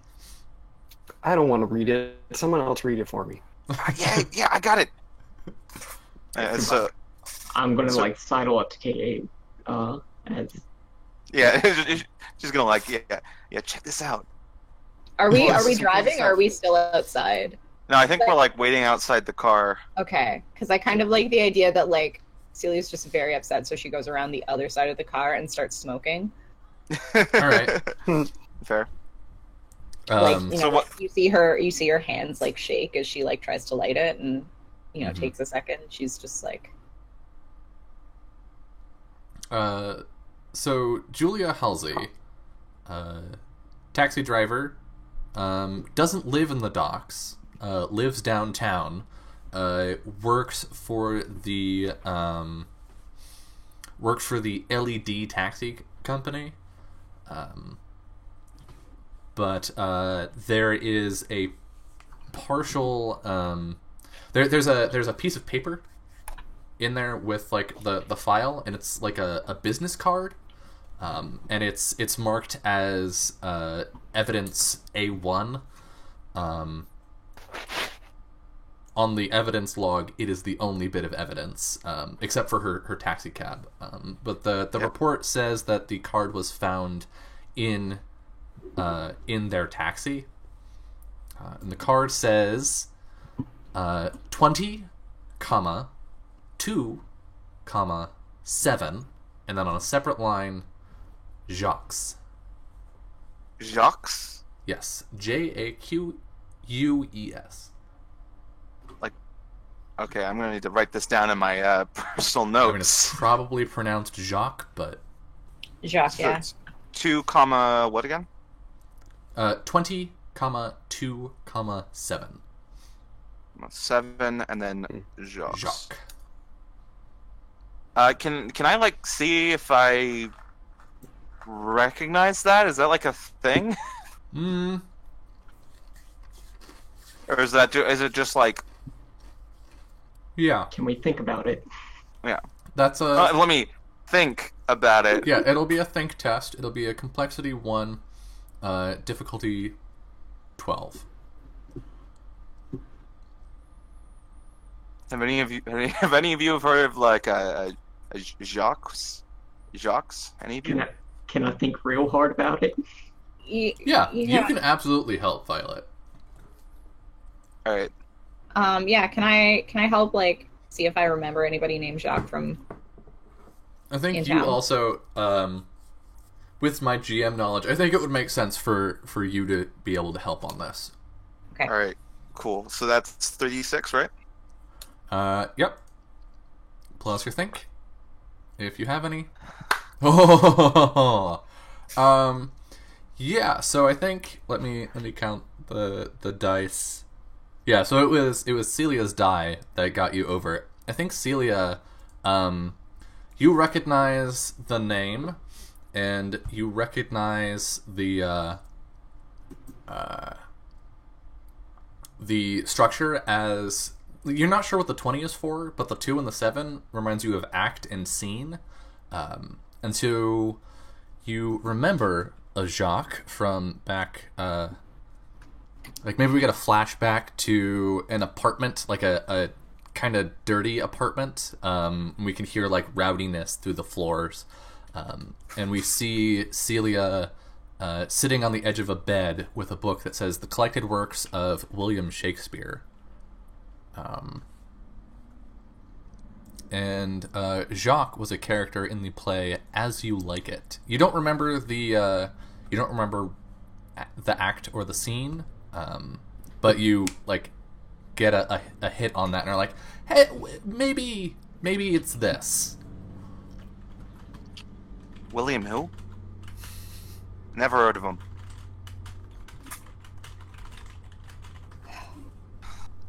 I don't. He's just like, I don't know how to respond to this. This is so stupid. I mean, I knew you were an idiot, but It's a play. Oh, that explains a lot, actually. But what does that even mean?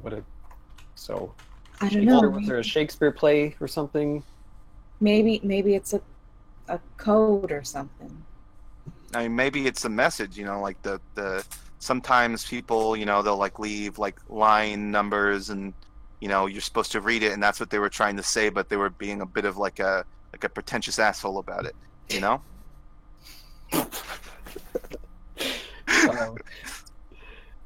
Hey, no one in this part of town's a pretentious asshole. They're just assholes. Well, Jasper came over here, so As I'd say, except maybe me. So, sorry, boss. I didn't mean to insult you there. No, it's a compliment, in my opinion.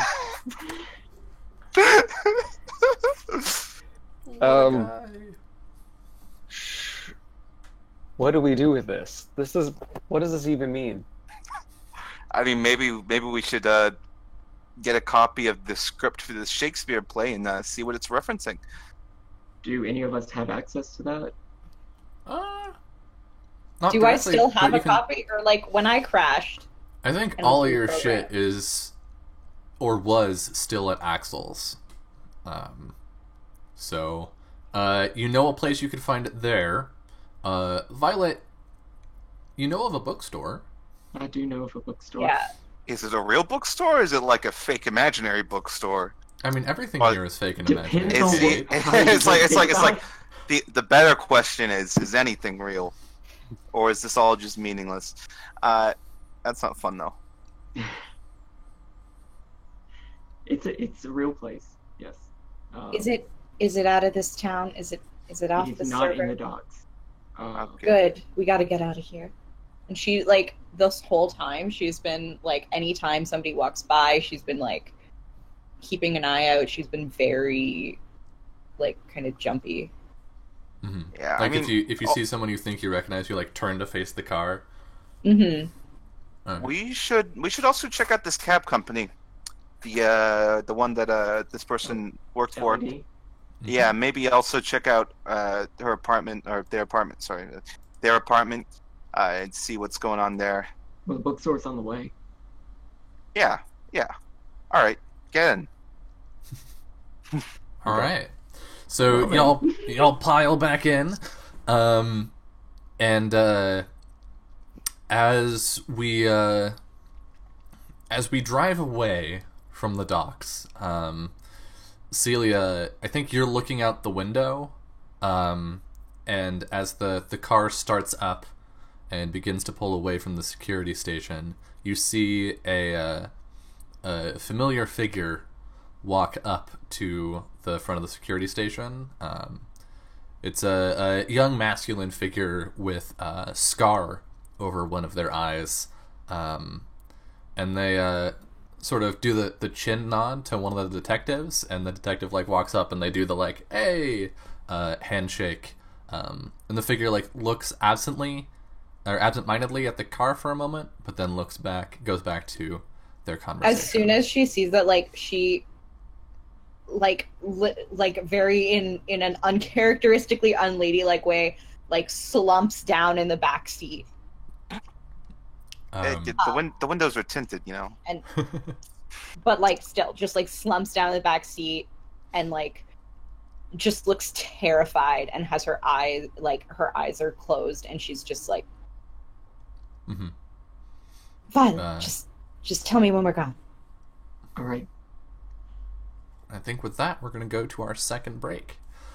We will come back in just a couple minutes to further unravel this mystery. So, see you soon.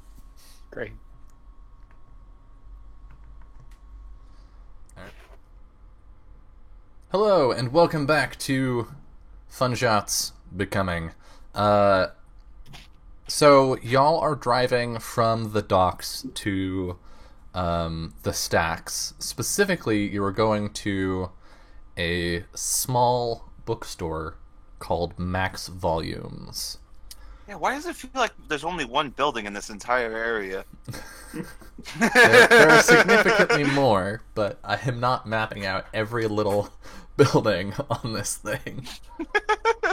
They just haven't like textured yet. Yeah. So low res. Max Celia's Volumes. trying to collect herself, like as soon as they get out of the server. Mm-hmm. She like is a little bit embarrassed and she like tries to collect herself, keeps smoking with the window rolled down and like humming to herself. Oh, we're gone, by the way. Thank you. Like really late. Hey Violet, how do you know this bookstore anyways? I'm just a little bit curious. Like, did a memory appear to you in a dream or something? Well, I guess you haven't had the time to sleep. Do we sleep? Wait, do we sleep? I think we sleep, Okay, yeah. but Yeah. no, I just know about it. I know You a just- couple of the people there. Suddenly remember them? What? No, So they're gonna remember you too? maybe. This is gonna be weird. Yeah. Do you know anyone at the bookstore? I mean, no, as in, do you remember anyone that you would know? Yeah, my sister. Yeah, what? Yeah, Yeah. my sister Azure. Yeah. I have and- so many questions. Did she exist before you existed, and then you were brought in, and now you're her brother, or was it like she also appeared out of nowhere? Did this coffee shop even exist before you existed? Probably. Anyone know? Uh, This is Okay, don't. this It's is best not to think headache about these material. things. You're gonna hurt yourself.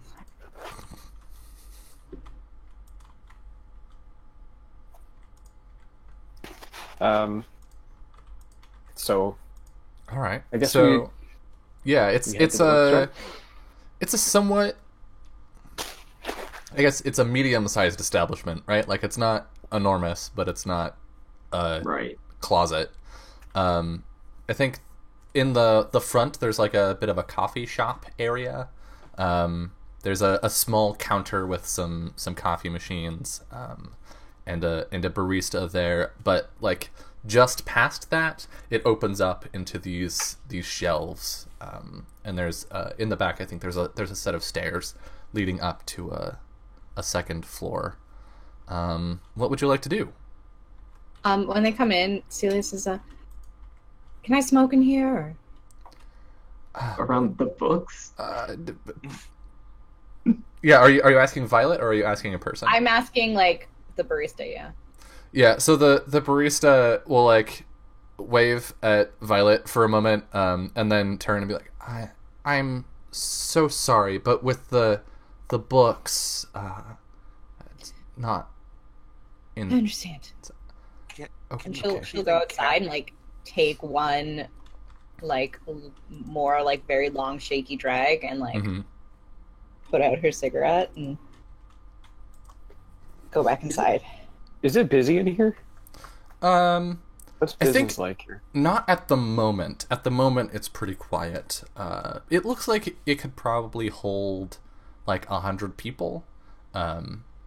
But at the moment, there is just like there's a couple sitting in the corner having coffee together. Would I have a pretty good memory of the layout?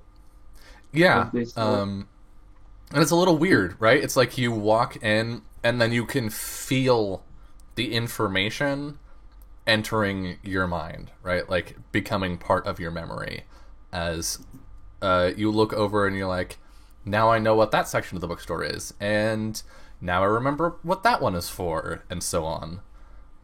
Kate's gonna like shimmy up next to Violet and like elbow him, like, "Hey, which one's your sister?" Do I see Asher? I think she is she's like up on the second floor. I'm imagining there's like stairs that lead up to an open balcony area, and that opens up into the rest of the second floor, so it like looks down over the first floor a bit. And she's up sort of near the railing with a box, and she's putting books up on the shelves. Would collected works of Shakespeare be near her or down on the first floor? Yeah, I think it's in like classic literature or something, and most people like most of the first floor is detective novels, and then the rest of the first floor is like trashy romance. And so yeah, I think classic literature is tucked up away in the second floor. Hey, Violet, what are you doing? You should introduce us. I mean, not Jasper, but like the rest of us. That's a good idea. Okay. And I'll start heading up to Asher. Yeah, she turns away from the bookstore from the bookshelf as she hears you walking up the stairs. And let's see, what stat do I want you to roll? I want you to roll a thing. Is it think?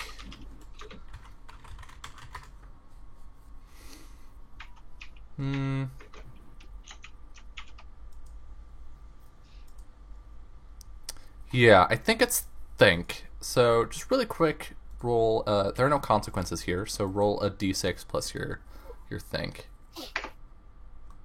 An 11. Yeah, yeah. So you notice as she's looking away and she sees you for the first time, there's a moment where she doesn't recognize you, and then her entire expression changes and she smiles. She says, "But brother, hi." And then she walks over. It's been so long. What have you been up to? Not much the usual. Here, let me introduce you. This is K8. Hi. And this is Celia, and this is Jasper. Jasper Biggs. He leads in. Like, Pleasure to meet you, darling. He gives her a kiss on from the cheek, Biggs too. Hotel. It's a pleasure to meet you. And she shakes her hand. She has these like bright blue eyes, and I think if you'll allow me some license here, Connor, her hair like starts blue and then fades to black, and she shakes her hand happily. Truly an honor. Kind of like. Only because you haven't met him yet. oh, Celia, don't talk bad about the boss in front of people. I don't know how you get away with it. Oh, you Probably know. because she could kick your ass. Oh, whoops. So what's been new with you? Books, just more books. Actually, we just got this new one in today. It's going here in the self-help section. It's I don't know. It's one of those weird things about making yourself a better person. What? I might need one of those. I think it's I like might really need one the of those. I was like, a better person. Jasper. Sounds like just your kind of book. Thanks, doll. Wow, you really didn't want to go to the docks, did you? It's the Key to a Less Cryptic Mind by John Hertz, spelled Hertz. Of course. So, so curious, Azir, if you don't mind me asking, Violet hasn't told us much about you. In fact, we just learned that you existed on the car right over here. What would you say is a fond childhood memory, just out of curiosity? But well, there was the time Violet and I went to the park. It was a lovely day, with the birds singing and the picnic. Right. How was the sky? Just out of curiosity. It was a gorgeous blue that day. Right. I remember it like it was yesterday. Like it was yesterday. Celia gives Kay a dirty look. Kay, come help me find these books. Right. Just one more set. Oh, I think she means business. All right. Well, it was nice talking to you, Azir. I gotta go. Ezra, can I ask you a question? Is there an owner, a manager? Yes, of course. Manuel. I'd like to meet him. Just have a quick chat. Okay, I'll go get him. Just stay here. I'll go. Okay. And she trots down the stairs. Is there anything off about that besides the fact that she's dealing with the fact that I exist? And someone just tried to break her? No, I think I think that seems normal ager for you. You're like, yeah, of course, that's her. You recognize that recollection is a little foreign, right? You can tell as your mind goes, oh yeah, of course. The second thought after that is, wait, but why, of course? So you're definitely conscious of that. What are all of you doing while she goes to get Manuel? I think I was dragged off. Yeah, I'm gonna follow them. I kind of took Okay. Kay to the classic literature second. Look, just because you know we're freaks doesn't mean the whole world has to know we're freaks. Whoa! We're not freaks, Celia. We're fakes. We're all fakes, kind of. Oh, jeez. I need to stop doing that. Don't you wish you didn't know? Things were better, easier before? Right, but if I don't know. I didn't know, and life was easier. And then I suddenly knew that I didn't know. And now I want to know more. It's not enough to just know what I know. Never enough. So at some point I'm gonna sidle up to this conversation. I don't know how much I heard. A lot of no's. You wonder if they're disagreeing with each other. All right. Violet, your sister seems lovely. I'm sorry, I'm not really myself today. I understand some, I think, a little bit. Look, my past is not something I want to get into, and Jasper was insisted, so we do what Jasper says, right? But why? What's the purpose of following what Jasper says? Because he's got a lot of money?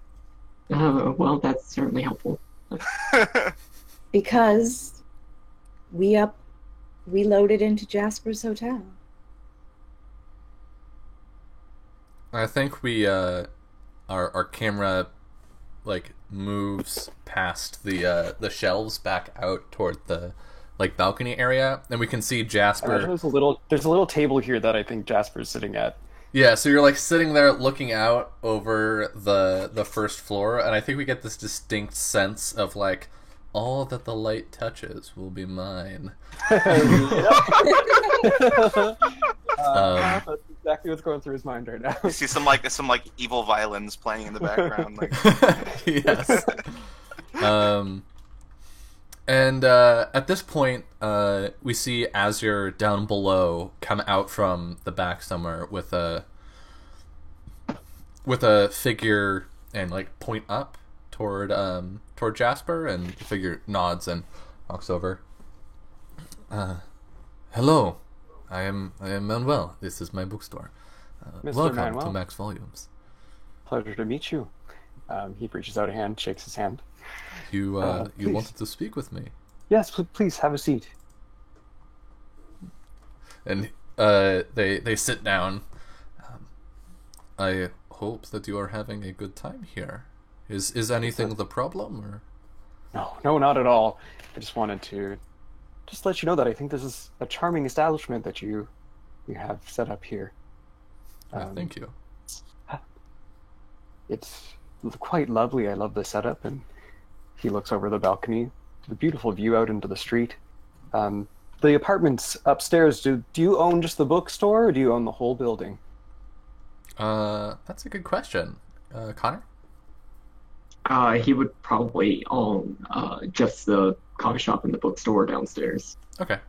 So yeah, he'll tell you that. Sure. Oh, interesting. I suppose, do you own the space? Are you leasing it from someone? Is there someone that owns the whole building? I think he's probably leasing. I think that makes the most sense.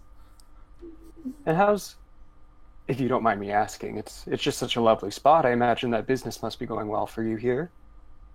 Oh, well, I cannot complain. No, bookstores, these days with the television, it is all. People say it is a dying business, but I think, and he looks back behind you toward the classics section. I think there are deeper things in books that people cannot get from their television or their radio. I think perhaps that we have a place in this city for quite some time to come. I agree. Books let you open your mind in a way that those other things don't allow for. Indeed, I see you are a person of substance as well. Some might say. I don't know about that though. Is Celia humming? Yeah. I think for a second Jasper hears her and gets distracted and then looks back to Manuel. Well, it's good. I don't see anyone in here at the moment, so I just was a bit concerned about the business and how things were going. But if you say that things are good, then at this hour, most people are at the bars or at home. If you come back in, say, 8 hours, I promise you it will be a much different story. Okay. So if stepping out of character, Mhm. if there's no like financial trouble here, I think Jasper's probably done with this conversation. Yeah. I don't know that Manuel picks up on that. Yeah. So I think he says, but please, you must not have come here just to ask me how the business is. Is there anything I can help you find? Nothing in particular. I'm a bit of a collector of sorts. Ah. I see nice things and then I want nice things. Your shop, for one, is a nice thing, and I thought maybe if we could work out an arrangement. I see. You are a businessman. See, and I pull out a card from my suit jacket pocket, Mhm. and I'm sure you're aware with the Biggs, aware of the Biggs Hotel and Biggs Properties. Oh, yes. Tall place. Mm-hmm. When I looked here, bear with me a moment, Manuel. Look out. Just look down over the balcony. All right, yeah, he looks. Just imagine a moment. The coffee bar is nice, but imagine gold, trim, leather seats. One of those gramophones. The nice ones. You know what I mean, right? You know what I'm talking about. Yes, of course. Do you see it? Do you see it all? People coming in at all hours to talk, to gather, to read. I could help you out with this. This store could be the bookstore in the network.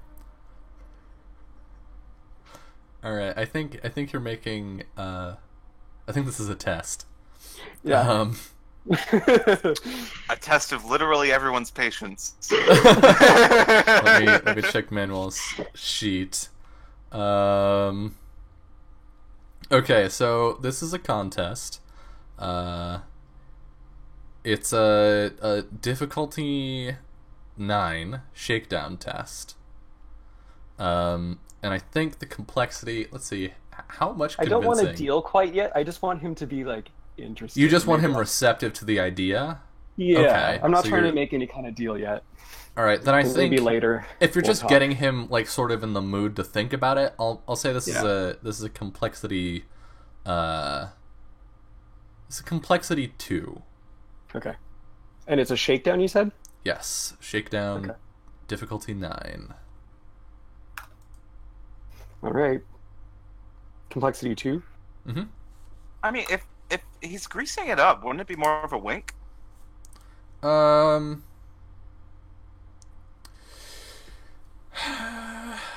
me think about this. So, an axe cutting or guile saying just the right things to get what it wants. Yeah, you're right. That does sound like wink. So, is your wink better than your shakedown? It is. All right. So, well, let me set up this track. Don't we just try again then? No, we just add your Just add 3 more to it then? So Yeah. it'd be So that's a 11 for pass. that one. Yep. And then there's the hard 9 one is, on the time. 9 is really hard. Yeah. It becomes less hard later. Okay. Because eventually your parameters matter significantly more than your rolls. Right. Okay. One more time. Oh, I did it! Oh, all right, with no consequences. Okay. Yeah. Oh, yes. I think I see what you are saying, Mr. Biggs. Was it? Jasper Biggs. Just call Yeah. me Jasper. And they shake your hand. Well, I will certainly think on it. Like they grab the card and put it The in their card, yeah. pocket. If you need anything, just let me know, or talk to Azra. She's such a lovely worker. She's great. And Manuel, Mhm. don't be afraid to let that imagination go a little wild, okay? To you as well. Good reading. And they And then I go off to look for the others. yeah, they go back to their work. So in the classics section, yeah, I think you can find a book on Shakespeare, like the collected works volume 1, right? Like there's a set of volumes rather than the huge tome, which someone has. My very large tome. Manuel Yeah. has it in the back under lock and key. Yeah, For the instead of audience at home. instead It's of not that deadly weapon, it's a series of smaller It volumes. also has gold trim, though. So. So Jasper loves it. Shiny books. What'll they think of next? Are we sure that Celia has a pistol on that like holster, or is it like a giant fucking tome that you just kinda, like bash someone over the head with?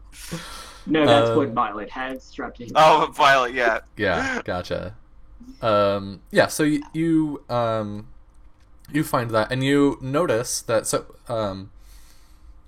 excuse me. In each of these volumes, the plays are numbered, and as you're looking through, play number 20, his 20th play is As You Like It.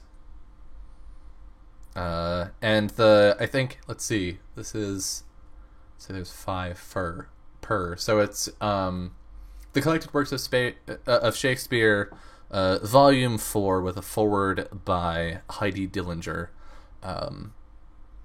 And as you flip through to As You Like It, Act 2, Scene 7, nothing really pops out at you at first, and I'm going to ask for a think roll from somebody who's investigating this. Violet, you're more of a nerd than I am, but I'm definitely what's the word for it? Looming. Can I help, because I obviously have had the play and read it before? Yeah. So that'll be 1 helping die, and then K8, you're I'm helping. looming. I don't know how helpful looming is going to be here. All right. So I think you just have the 1 helping die, and the difficulty here is 6. Yikes! It's a good thing you have a really good think score. Yeah, I couldn't have failed that. Yeah, that's true. That's true. Yeah. You are looking through, and then you notice there's a spot where somebody underlined the first word of a passage, and it says, "All the world's a stage, and all the men and women merely players. They have their exits and their entrances, and one man in his time plays many parts." What's the thing that was underlined? It's the first word of each of those lines. So just read them off to me. I'm writing all this down, by the way. All right, the first line: "All the world's a stage." 2 All? is and So just all? Yep, and all the men and women merely players. So all again. They have their exits and their entrances, They and one man in his time plays many parts. and or one? And And. So all and they and one? Yeah. no, just if you're All words they that- and? yeah, the words that are underlined are all and they and. Okay, all and they.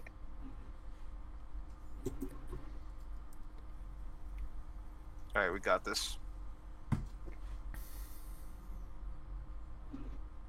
All right. What would you like to do? Well, this is gibberish. But what do you all want to bet that we're going to find another card where the other person with more lines on it?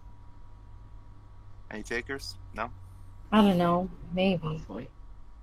Yeah, maybe this person was just a literary person. Who knows? Celia takes the book out of Violet's hands and kind of flips through it fondly. Always liked this play.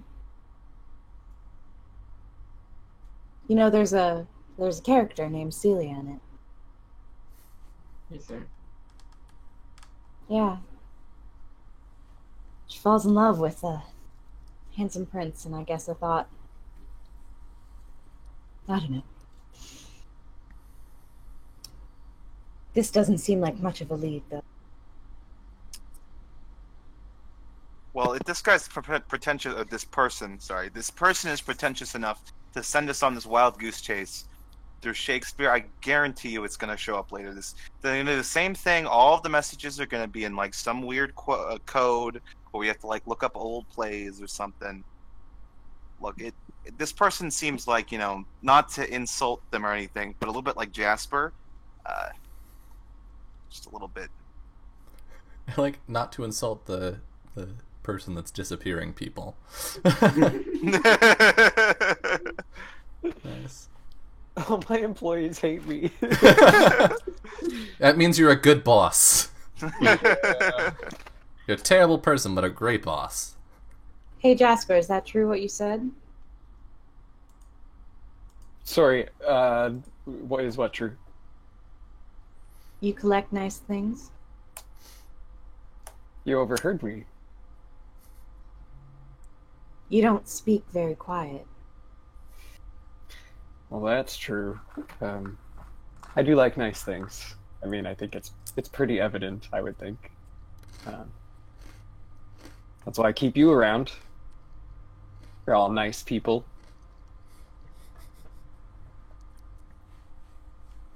So what do we find? What's going on over here? All and they and one. All and they. One and is not underlined. No, it's just One is all not and a- they and. All and they and. And Another the lines, puzzle, it the entire lines are: all the world's a stage, and all the men and women merely players. They have their exits and their entrances, and one man in his time plays many parts.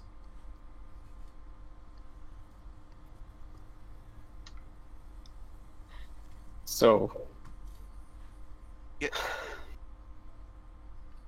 did I hear you right, K8? What? Did I hear you right, K8? You think we should go look up on check in on this other person?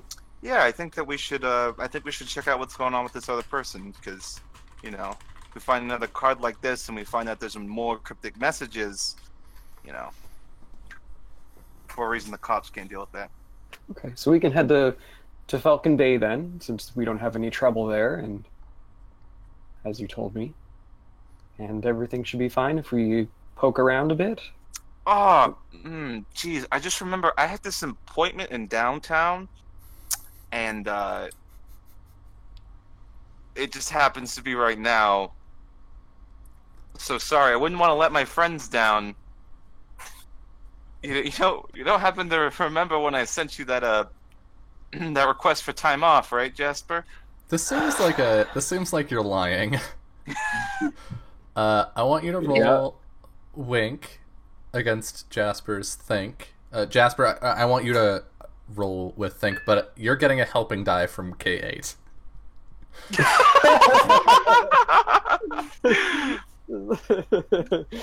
Oh no. Okay.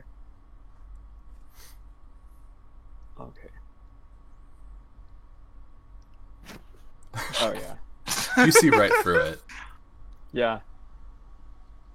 K8, you told me that you were untraceable. You told me that they didn't know it was you. Why am I getting the sense that this isn't exactly true anymore? They didn't know it was me that did the hit or what I did, but I might have gone back in and asked them what sauce they were using to season their dinner. I was curious. I couldn't help myself. It was a bit of a mess. I definitely was well past their security line, so they were not too happy. And Jasper gets really quiet. We've been negotiating with Fancy Agnes for who knows how long. Well, look, hey, they might just have. They don't even know what we did specifically. They just. They knew enough to. You said guns, didn't you? Yeah. There were a lot of guns. Celia will put her hand on Jasper's shoulder, back, and say, "Don't worry, sweetheart. I'll take care of us. That's what I do." I feel like this is us reversing roles now, and you're like, yeah, we can go to the place you don't want to go to. It'll be fine. Essentially. Yeah. And I think Jasper acknowledges that and looks at you. Fair enough. But Yeah, so should I just sit this one out? We don't know if Fancy Agnes knows that I work for you anymore. Or now. It is We worth also had noting that you do have information that you could collect or work on in downtown. Yeah. there's Yeah, the let's go to downtown. downtown. Why do we have to go there? We can just go downtown instead. Okay, well let's let things cool off in Falcon Bay for now then. Alright. All right. So, are you going to the cab company, or are you trying to go to Halsey's abode?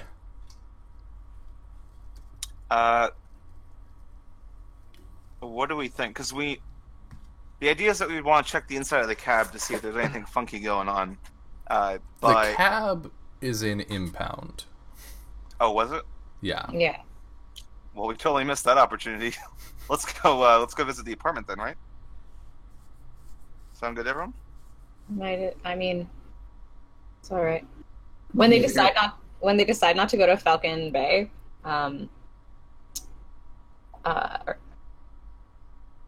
Celia goes, and I thought tonight was going to be exciting. There's nothing more exciting than breaking into someone's house. Maybe for you. Wait. Scott. We didn't get permission from the police. Yeah, this is going to be a messy business. I mean, dock security couldn't give you permission for breaking the law in downtown in downtown anyway. Fair. Because security is We run could server always- to server. We could always go to the cab company, ask about her there. See if anybody knew anything. If she seemed off. Yeah. What? We could do that. Sure. Let's go there first. Okay, Kate, go get the car. On it, boss. Okay. Should we head out? Is there anything else we need to do? Sounds like you're... Celia wants to buy that copy. Okay. Yeah, ooh. How do I purchase things? You currently have no money. Because y'all didn't start I with didn't it. know Or, money wait, was a did you, thing. Wait, did you... I forget.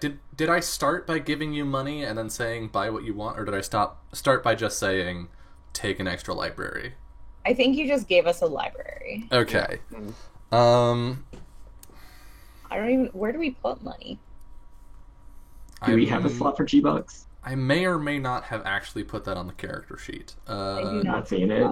Doesn't look like it. So you can put that in your player notes for now. Okay.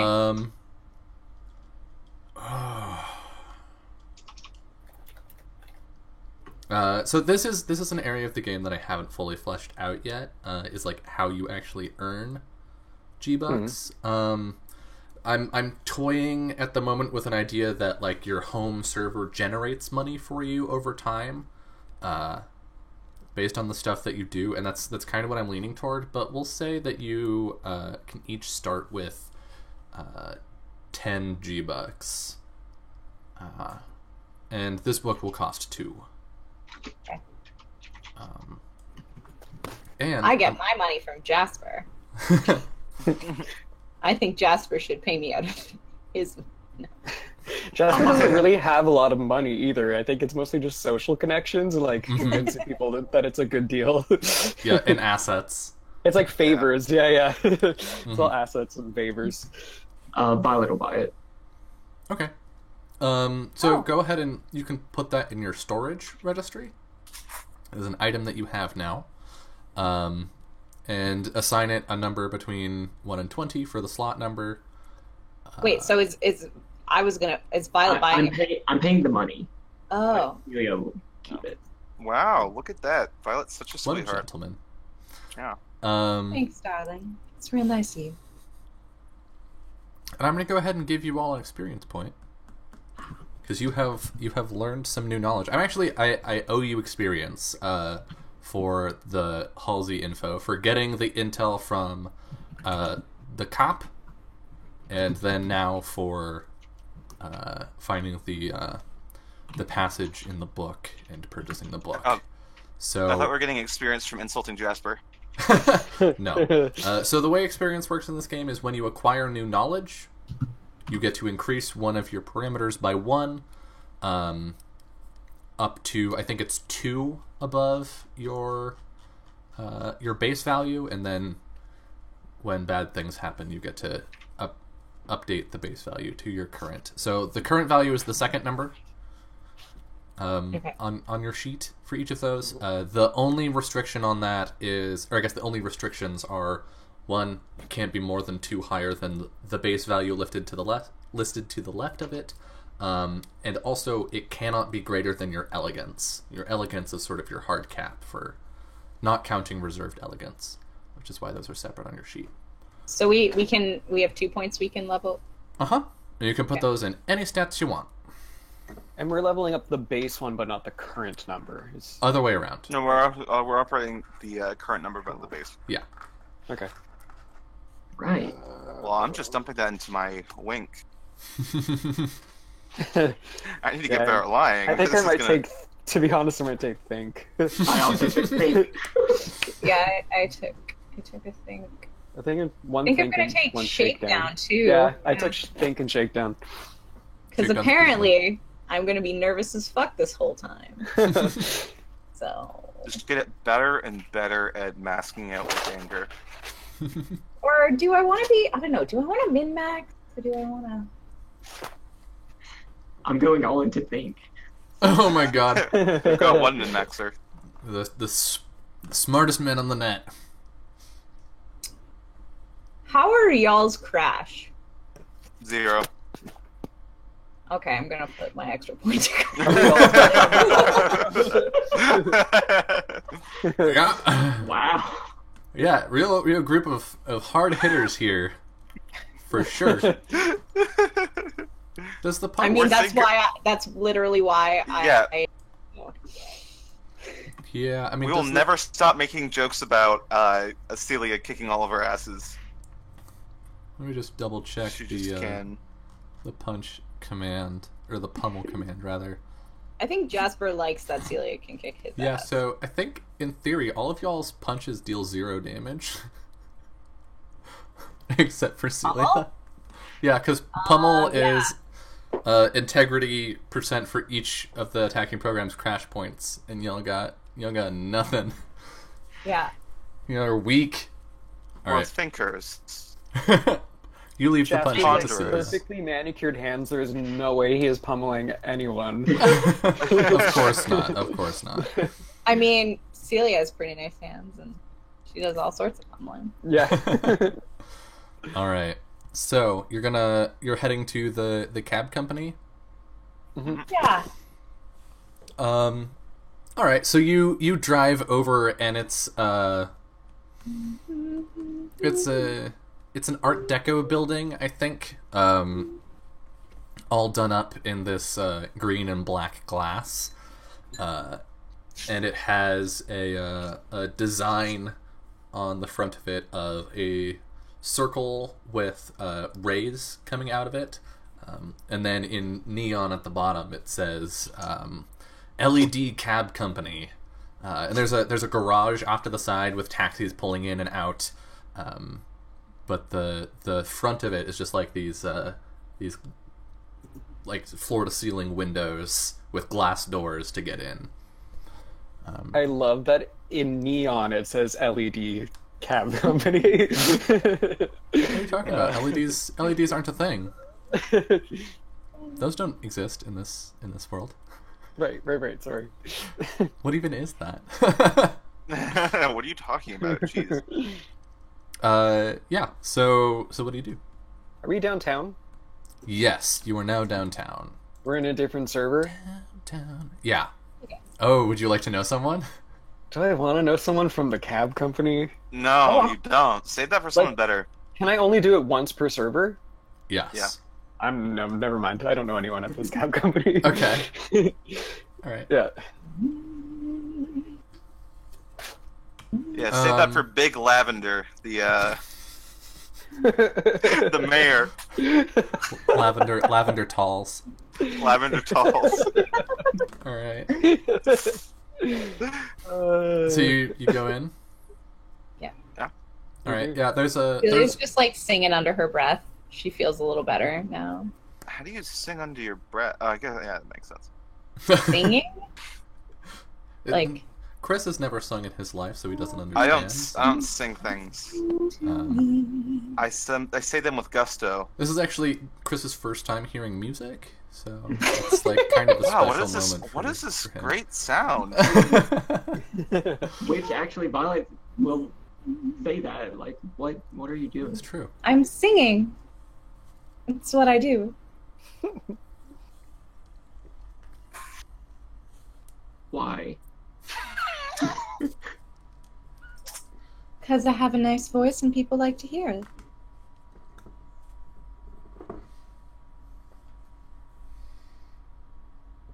And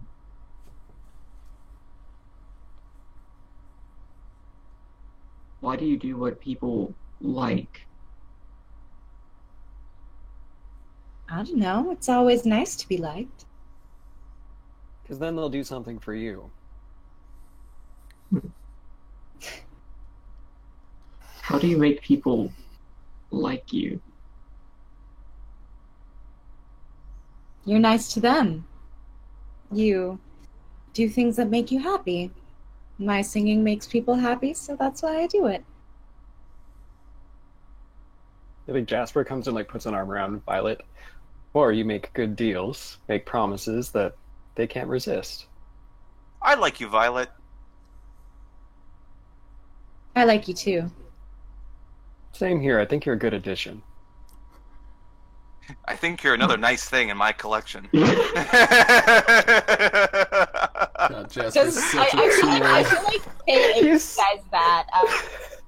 Yeah. Is there If any he sort of, actually says that, I think Jasper would just smile, just like, yep, that's how it is. all right, I would like to think that this makes him feel a little bit better. So Awesome. Yeah, and I Next think time we go back to the hotel, I'll sing a song just for you, Violet. I feel like I would like that. Most people do. Welcome to Jasper's Menagerie. He just gives you a little pat on the shoulder. I think you say that as you walk into like the reception area of this building, and this is a good place for us to take our third and final break of the evening. So we're gonna step away for a little bit and come back to see what our heroes, our protagonists, I suppose, Our heroes? not necessarily heroes, can learn at the LED Cab Company. So see you in a little bit.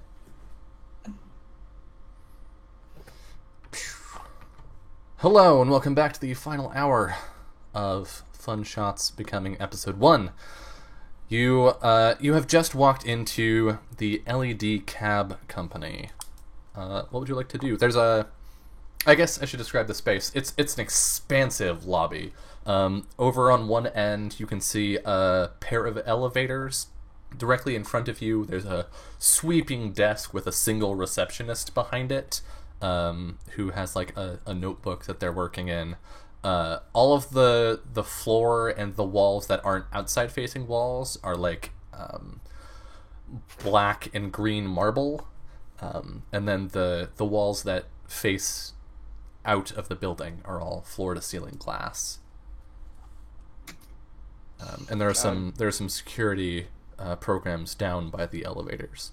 Is this like the only like taxi cab company in the entire network? Because like, this is kind of like a lot. I mean, it's certainly the biggest one in downtown. It's possible that like there are some smaller cab companies throughout the city, but I think the LED Cab Company is probably the biggest. Okay, and that also explains why they're so like cross-server. Mm-hmm. Yeah. So what's the play here, Jasper? We'll have to look into, maybe talk to someone that's a little bit higher up and see if they can give us some information on Julia. I don't know how likely that's going to be. I don't know anyone from this company. But if that's not the case, we'll have to maybe scope out another way to get that information. K8? You could. Infiltration is a specialty of mine. You're right. We could also just mention that we're working with security, and say we need some information on a cab driver. Unless you want me to hack things, I love it. Dock security has no jurisdiction here. My concern is that they'll recognize me. Couldn't we just talk to other employees, possibly? See if Some groundwork. Not to shut anyone down, but it seems like Jasper Briggs is a little bit too big of a personality to talk to a lowly employee. So what's the mean- play then? We could always hail a cab. That would be an awkward ride. I'll see if I can skim something off the top of one of those programs at the front desk. This is where to get the information. Okay. So, like, this raises the big question here. How does one hack another program? Well, first you need commands for hacking. So, what do you have? I have probe. You have probe. So yeah, probe is basically mind reading. So first you're going to need to load some commands into your memory because you can't use a command unless it's loaded. Yeah. This is, for the viewers, it's sort of like memorizing your spells, except you don't have to do it at the beginning of the day. You can do it whenever, and you can switch them around. It's just that you have limited slots, which I believe right now you only have 2. Yeah, I think so. So you're gonna pick a command or 2 to load into your memory, and then you're gonna walk up and try and read their mind. Now, there's a thing that comes with this when you're doing it outside of conflict, which is where is it? Hacking. There's a section on hacking. It's they have a chance to notice that you're doing that. Code injection. Commands. Oh gosh, Dylan, you need to organize your rulebook a little better.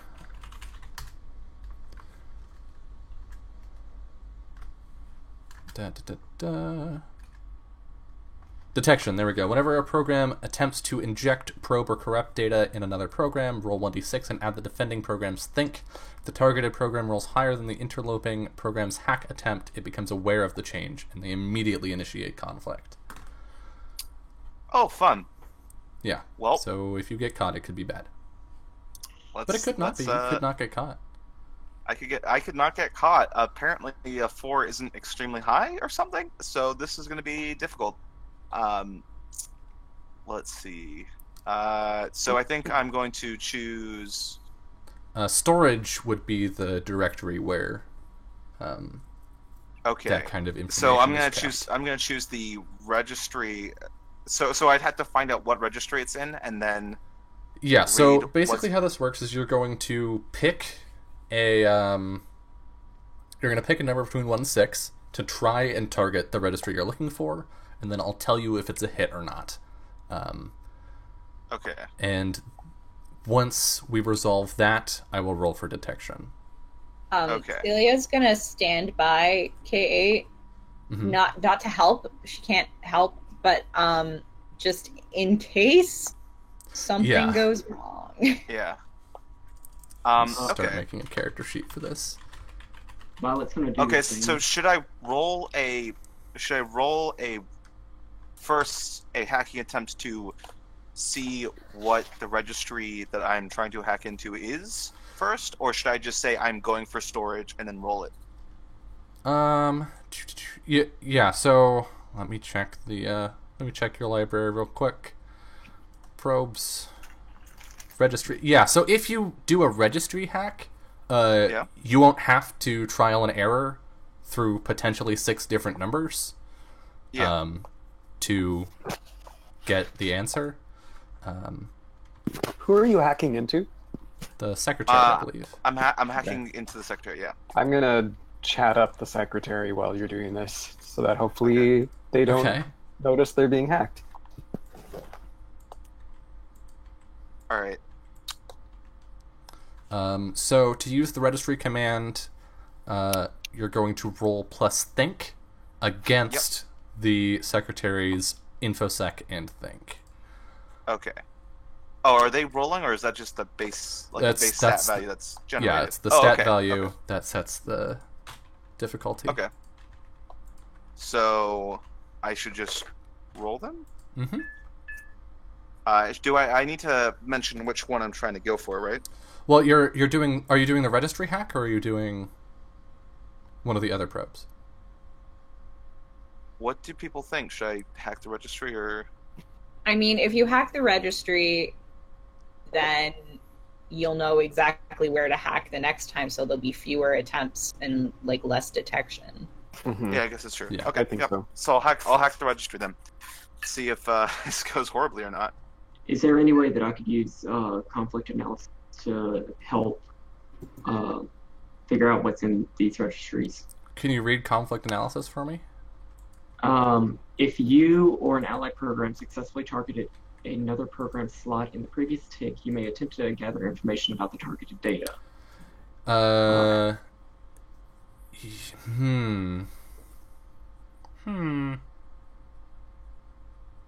would guess it would be more of a combat ability. Yeah, and basically, what that would do is tell you. Okay, can you read the effect again? The if you then and then what does it say? What do you get? If you or an allied program successfully targeted a program slot in the previous tick, you may attempt to gather information about the targeted data. Add your think score to the current tick die, then compare the result to your target's InfoSec score. If it's equal to or greater than the InfoSec score, you learn the name of the data in the slot as well as which registry it's in. Yeah, so K8 is already going to learn what the registry is, but since K8 is only targeting the registry, I'm going to say it will tell you what's in there if you succeed. So, All right, rolling my attack. what'd you get? You got an 8? Yeah. Their InfoSec is not hella high. So you have successfully hacked the planet. Which registry number are you targeting?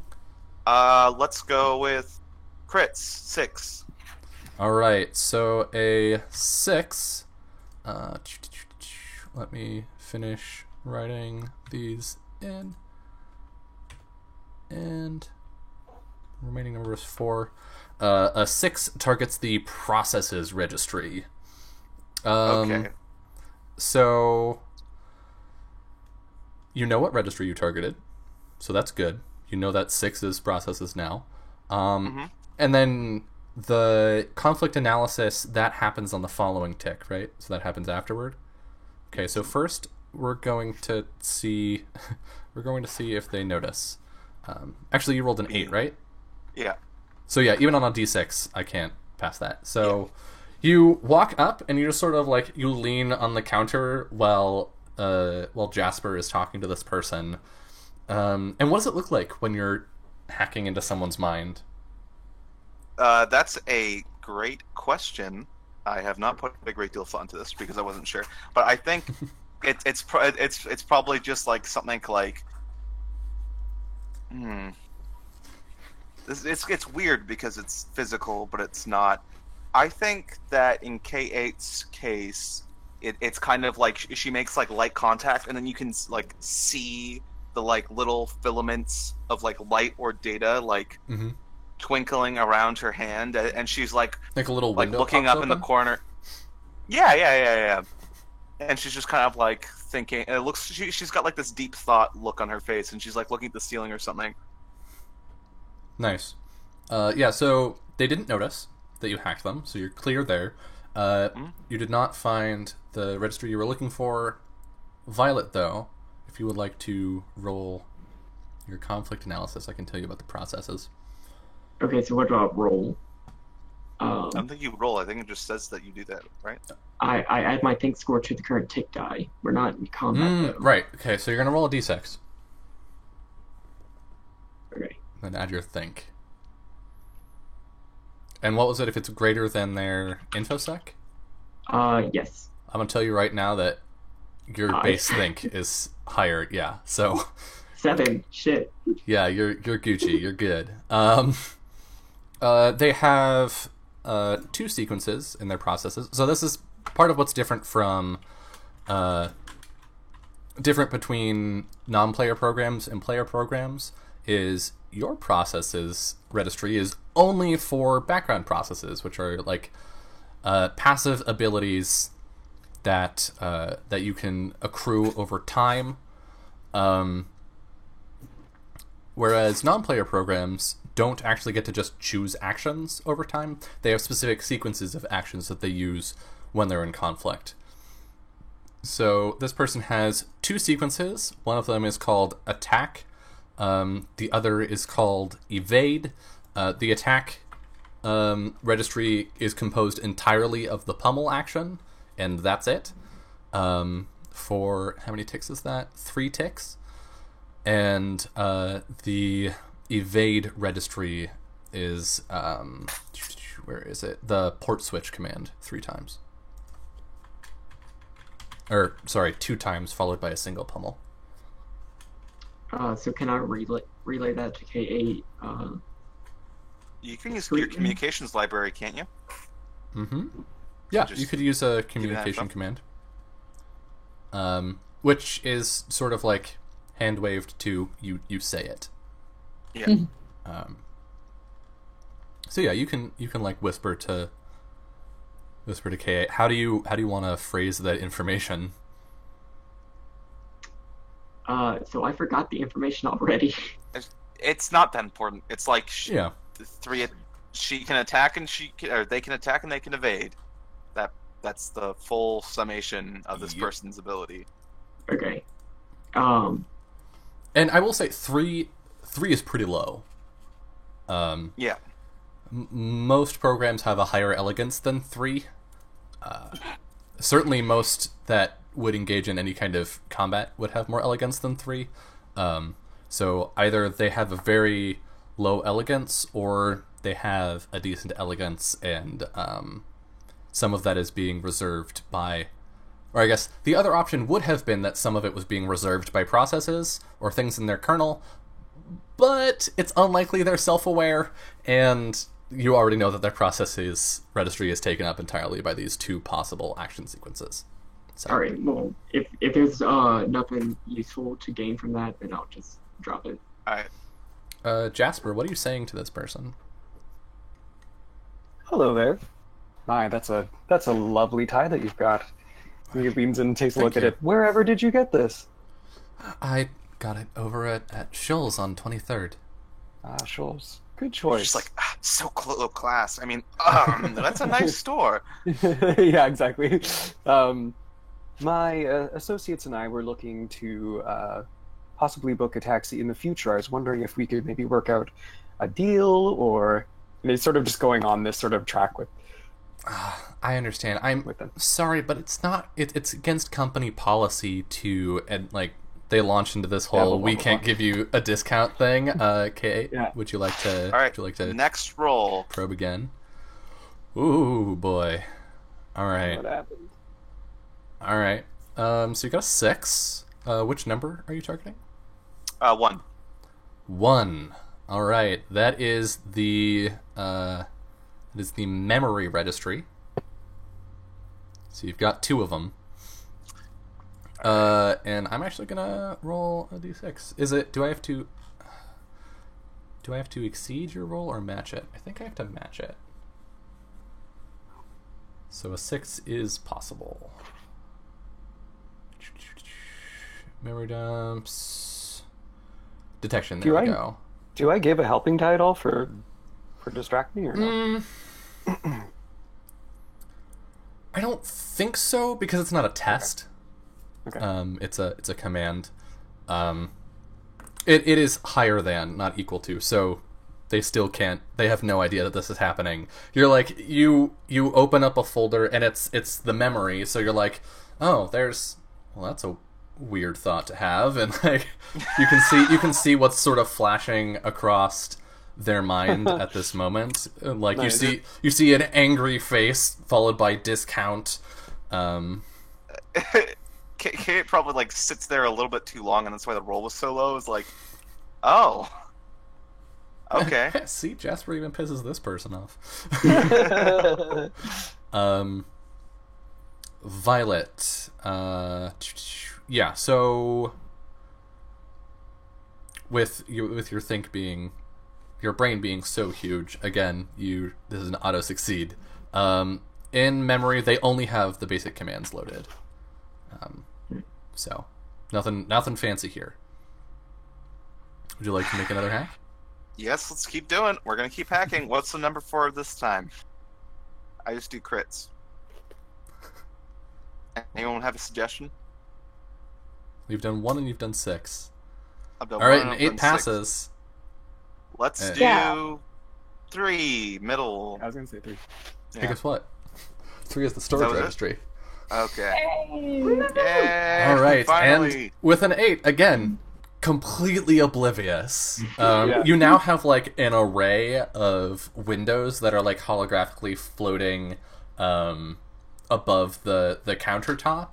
And I've thought about it, and I think that like because of the way I phrased it at the start, it's like literally she like touches their arm, and then when she gets the information she wants, she pulls a manila folder out of their arm. Yeah, Like literally definitely. goes from being like this holographic display to actual physical information to a literal file folder. I love it. to a literal file folder. Cool. Yeah. So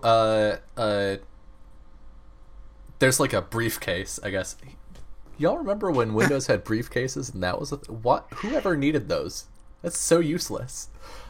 Business people, jeez. But no, I mean in the computer. Like right click, Oh, make yeah. new briefcase. What was that even for? Okay, sorry. Just know. don't You just mind have me. to you have to store JPEGs of clothes. I mean, come on. So yeah, you get like this briefcase of everything that is in this person's storage, and Yeah. Violet, you can with your conflict analysis, you can tell what all is in there and find an employee information thing, and And then we're gonna have to hack again, aren't we? you're gonna need to hack. This is gonna be a different probe. This is going to be a Yeah. storage probe, targeting that particular slot number. So I think that slot number is up to randomness. 1d20. It's slot number 5 in storage. All right, cool. Hack the planet. Yeah, that passes. You have a really hard time not passing. If you roll Against If you'd rolled a 1 in this, you would have still passed, but there would have been a chance that they noticed. yeah.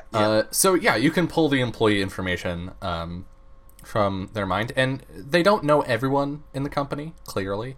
Yeah. But they do know who the oh god, I don't know enough about cab companies to know what their corporate structure is like. The foreman, whoever the shift commander, like you know who's in charge at different times, Yeah. who operates dispatch and whatnot. Yeah. Okay, so I find out who we actually have to go and hack. So like Who you got to talk to? you see like in front of K8, there's like a briefcase like on the table, and it's been propped open, and she's like reading through a vanilla file folder, like, oh, that's who. Closes up the folder, like slips it into like her pocket or something. Closes up the briefcase, just like puts Slides it back inside into the of person. Yeah. Yeah, perfect. Does it say where they live or anything like that? I think it has like a half-formed memory. It's like they don't remember perfectly where this person lives, but they've had to look through the employee directory enough times that they have an idea that this person. So this person is Lana. Let's just leave it at Del Lana. Rey? No, just Lana. Oh god, her Met Gala outfit though. Jesus. Anyway, back on topic. Lana, who lives in the north of downtown, and was on duty the night that Julia disappeared. Julia Halsey disappeared. All right. So yeah. So I like motion at Jasper, like we kind of got something. And he looks back like, are we good to go then? Should I end this interaction? Yeah, you should end this interaction. Yeah, you've And got this is like all said with complicated eye gesture. Yeah. Like, you have a calling card now and like a brochure. Yeah. Jasper just nods and says, that's unfortunate. We'll just have to look somewhere else then, I think. And turns to leave. Oh well, I'm so sorry I couldn't be more help. Please have a wonderful day. All right. So Back in the car. we need to go find this dispatcher. All right. How are we Alright. gonna do that? That's Why a real are we good even- question. This. 'Cause we don't have a good address. Why are we looking for these people? Well, if we know who ordered, okay, if we know who ordered the taxi, then that might be linked to who's responsible for all this junk. The last person to ride with her, or with them. So I think it's worth it. Or are you asking why are we? Yeah, I doing was like all a of more this? like why, just like. See, I was just like, Why are we on this Why are we on wild this- goose chase? Yeah. Well, Are now you I'm not- just curious, to be completely honest. Right. Don't you want to find out? If I I get mean, the sense that there's a difference between, and maybe correct me if I'm wrong, Dylan, between a program like crashing and a program just like disappearing. Yes. Yeah. Yes. The programs very are just different. disappearing from the system, from the network. I want to know how that's happening. Just think of the applications. Jasper. Okay, look. just. I think she Buddy. slapped him across the face. Actually. Yeah. Ooh! Can you, here's what I want you to do. I want you to roll plus crash, and, Jasper, I want you to roll plus shimmy. Okay.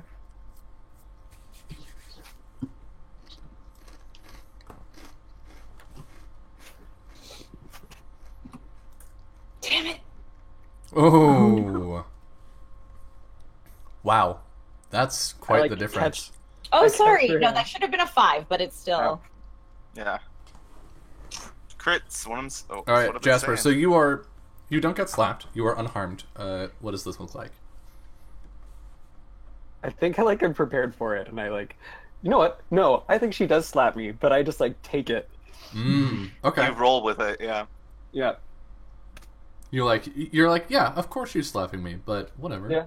All right. That's fair, but okay, before you jump to conclusions, think about it. What? You just gonna make people disappear? The ones that are a problem for us. I mean, Wouldn't- what's the difference, anyways? Like, they're just programs. They're running around. They're doing their simple 2-line functions. Like this. Celia. Why bother with removing them? Celia, you can't think of one program that you want to make disappear.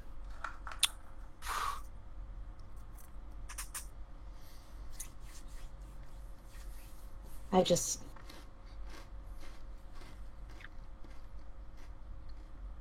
Thought I had my fill of bad men. Guess I'm wrong. I want to Violet, get. don't listen to the bad man. He's trying to get you to do Hey, bad things. hey, Oh, I just know, Alright. but I'm going along with this. I literally showed up in a bar room knowing that I had to tell all of you. I'm that- saying, that is what's happening. don't start removing people. Don't get on this track of removing Yeah. people from servers. It's a little bit Yeah, and I think when she says like I thought I was done with bad men, she says that looking straight in Jasper's eyes. Yeah, I think Jasper turns and walks a few steps into the parking lot or wherever, the street or outside of the the taxi company, and looks out at the skyline, all of the buildings around him. Says, "This network is a mess. I know that all of you know this. I'm not suggesting that we just get rid of any innocent schmuck.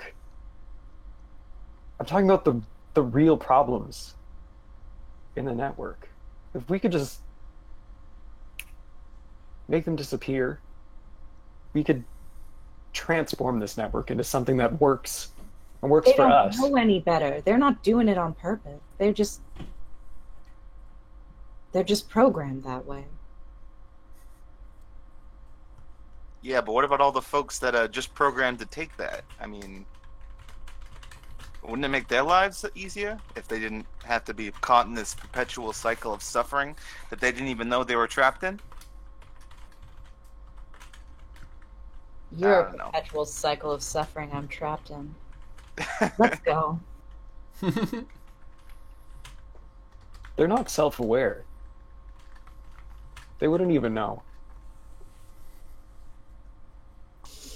We're just cleaning up the programming.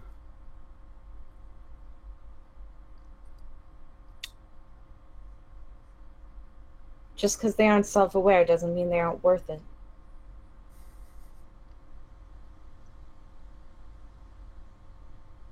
Would you have erased me before?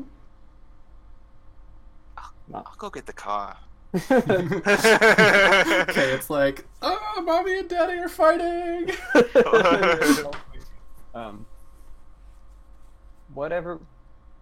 What would ever give you that idea, Celia?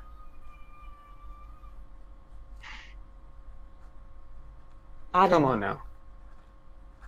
You're jumping to conclusions. You're talking about they're just gone. They don't even get a chance to fight back. You're not crashing them, you're deleting them. How long till people forget? I just doubt. I think you're humanizing them. Because I was them, Jasper.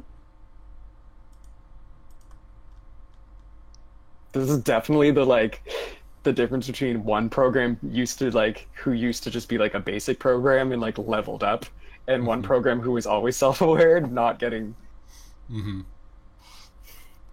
Violet is just watching this and is not seeing what Celia is talking about at all. Kay was them. They're functions. They're like the wind in the trees. If we don't like the wind blowing a certain direction, maybe we can turn it a different way. Is that all I am to you, a function? You're not a function. You are very, very alive.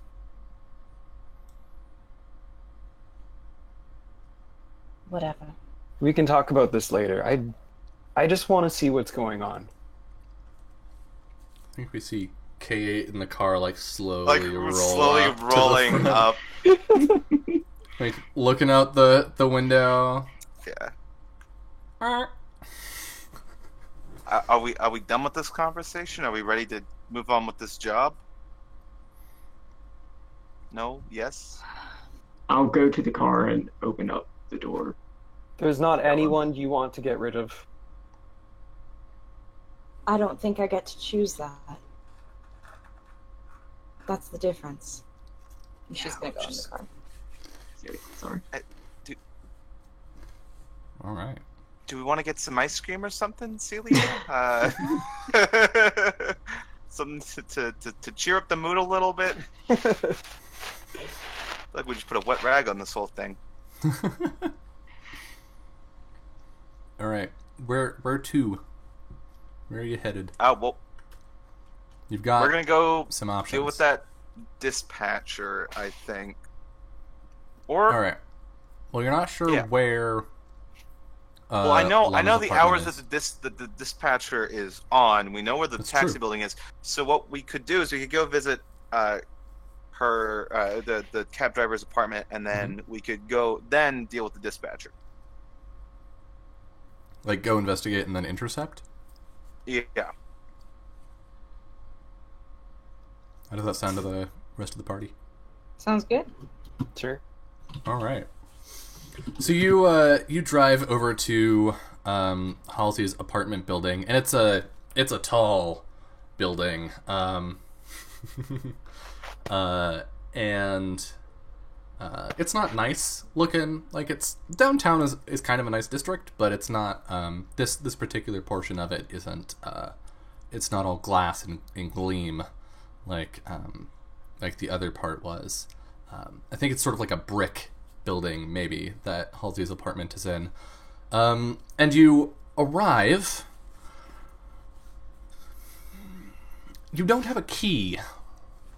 What's your plan for getting in? Are you gonna break down the door? Are you gonna pick the lock? Are you gonna con someone into getting in? What's the... Yeah, is there like... There's there a a window, door? right? Yeah, so I think Halsey's apartment is probably on like the 3rd floor. You could try and climb up and jimmy the window. Is there, like, Is- a fire escape or something? Is this an apartment with like a front desk? I don't think so. I think this is more like a building that was theoretically once some rich person's home that then got subdivided into a bunch of Okay. apartments. So I'm thinking like oh, actually I have an image in my head. If you've watched Jessica Jones, her Oh, yeah. apartment building, it's like that. So you've got like floors of small apartments, but not really like a lobby. Is there And then anybody? There's a gate on the front door. Is there anybody like in the immediate area besides us? Not at the moment, I don't think. Could we try to social engineer our way in? I was like, can we hack the lock? Yeah, that would be picking the Oh, lock. okay. Would be Okay, I wasn't. Yeah, that would be a shimmy test.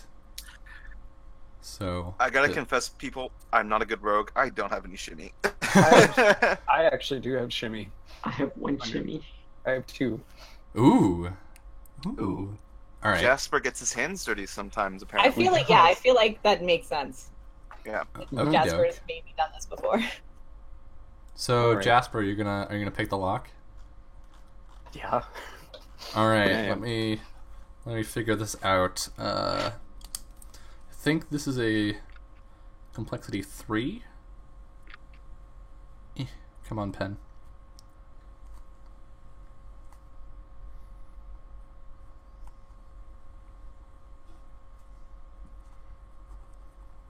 Alright, this is a complexity 3 and difficulty... It's challenging, so I'm going to say this is a 9. I'm gonna help by and tell me if you think this is like helping, but I'm gonna help by like kind of standing in such a way that people can't see what he's doing. Perfect. I'm just gonna yeah. like, maybe like move, like stick my leg out just a little, so there's like, just a little more leg showing than usual, and just try and like be slightly more interesting to look at than. All right. The- Then Jasper. The person picking a lock. I think that counts. I'll give you a helping die Okay. for that. Could I help by, and this is probably a lot more off than Celia's suggestion, but can I analyze the door and see the position of the locks and help by explaining those? I will let you roll a think test to see if you can help here. So this is going to be a difficulty 9, complexity 1. Oh No, you cannot So close. help in that way. Ooh. Rip. So close too. Okay, so All I you have to do have is not get a 1. yeah, yeah. That +7 really helps, doesn't it? So you have 1 helping die, so you're gonna be rolling 4 dice for this first attempt. Mhm. And the difficulty, did I say was 9. 9, right? Or was it 12? No, you said it was 9. It was challenging. Yeah, challenging is 9. All right. Am I like hacking the lock, or am I like physically picking the lock? Those are the same thing. Okay. All right. Since this is like a physical representation, he like reaches into his pocket and, or actually no, he takes the little clip that he has on his tie, the gold one, Mm. like flashes it, and then like leans in to like start picking the lock with it. Classy. All right. Very classy. Okay, let's see how this goes. All right, that's a pass. What was the number again? 9 Okay. is the difficulty. So now you're down to 3. Barely. Okay. All right. Actually, let me just... I think it's meet or exceed. I just want to double check the rules, because if it's not, I should change that for later. Test. Test.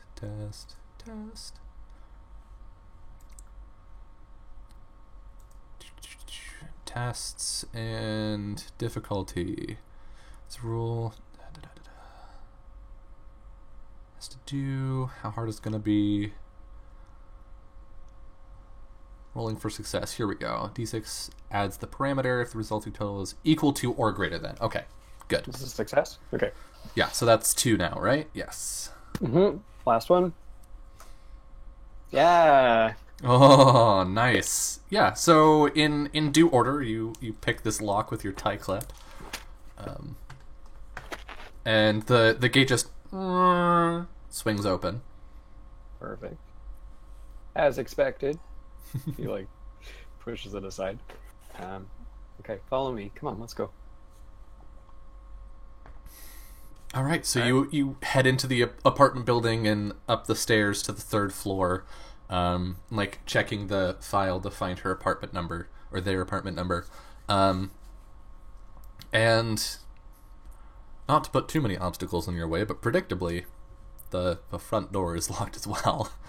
Are you gonna try and pick this one as well, or? I mean, we have our very helpful helper known as Celia's very strong foot. That's true. Or we could try and pick it. I mean, Depends on how you want to be. How if I break the lock, it's gonna look like the lock is broken. That's true. How about I try picking it first? if you pick the lock, it's also gonna fuck up the lock a bit. Yeah, but it's gonna be less obvious that it's been picked. True. Like, if I smash it, it's smashed. If he picks it, the tumblers are messed up, but Or it could be messed up. If you fuck up picking it, then it's a problem. If you don't fuck it up, then no one's gonna know. Yeah, if I can't get it to open with picking it, then we can resort to okay. Violence. Alright, that's fair. brute force. Okay. Same difficulty? Let me think about. I feel like it might be Julia. slightly easier because it's just a. Yeah, Indoor. it's an indoor lock.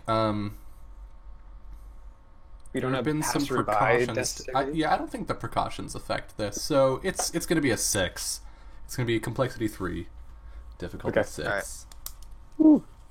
Anyone helping again or no? Can I help and get some light, use a flashlight or some shit? Like making it easier to see. 'Cause it's a little Yeah, make dark it in easier here. to see. Yeah, we'll say that. That works. Okay. All right, here we go. Sweet. That's a pass. Mm-hmm. That's a pass. Yeah. And That's that a is a pass. pass.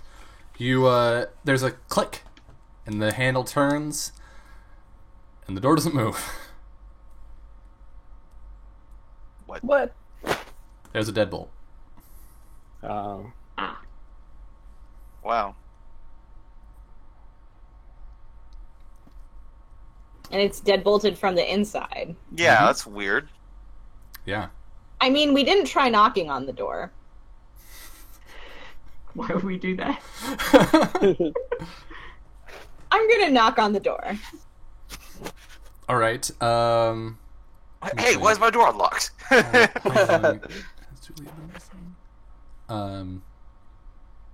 You knock on the door, and no one replies, but you do hear a meow.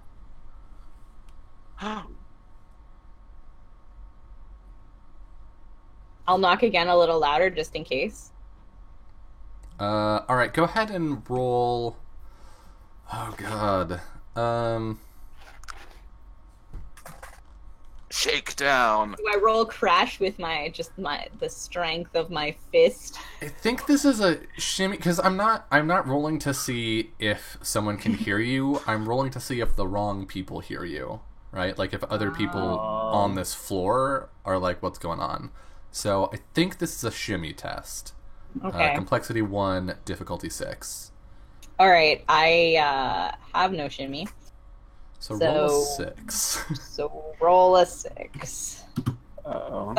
Do I get help? Can somebody help me? I'll be like, hey, Celia, maybe knock a little less loudly. I mean,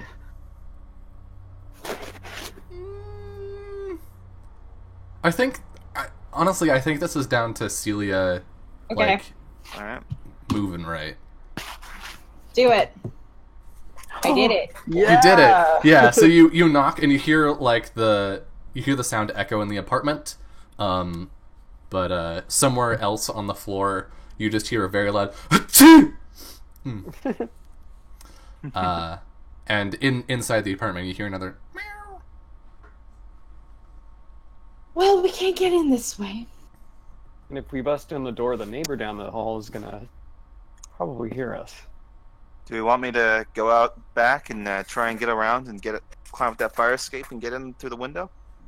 When you say it's a deadbolt, like It's like the chook kind, Yeah, there's no way we're getting in here Not without. the- yeah, I was like, okay, not the lock kind. yeah. Okay. All right. I think Or it what might I'm not gonna be a deadbolt, it might be like a chain.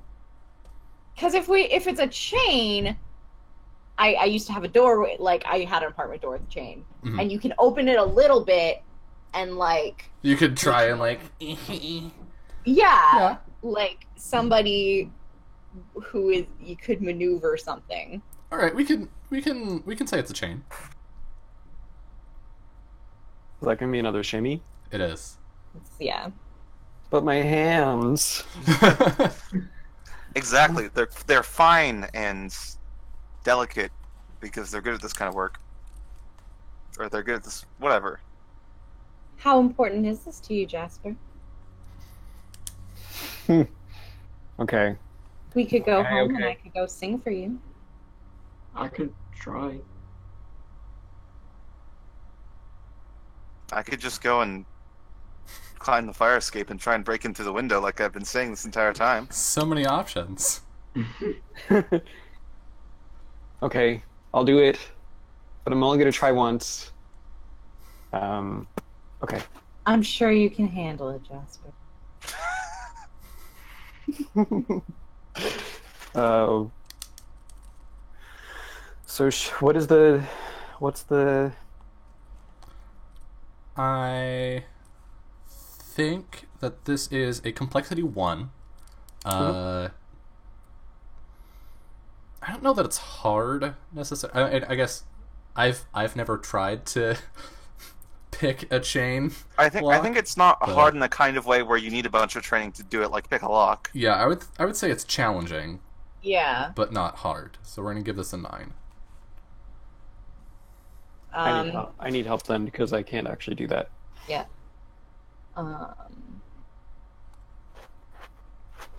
Can I have? It's weird. Can I have like hand lotion in a purse or something? Here, put on this hand lotion. Thanks, I guess. Okay. Yeah. Sure. Sure. I think It's that's like a moral boost. Does the light excuse No, work but, a like, second time? It's like so he can like get his hand through. I can very clearly picture what needs to be done. The biggest Yeah. difficulty here is going to be getting his like elbows. Yeah, Lauren has broken into so many apartments that this is just. This is child's play. Hey, listen. Yeah. I'll allow it. No, I don't think light works here. Okay, All right, I'm just gonna roll it. so it's gonna give So you. 2d6 plus 2. Mm-hmm. Okay. Trying to hit 9. Nope. Nope. I've been rolling actually not like all really low numbers for the most part. Yeah. So is that gonna be your only attempt? Or do you want to try again? Yeah, I did say I was only gonna try once. Yeah.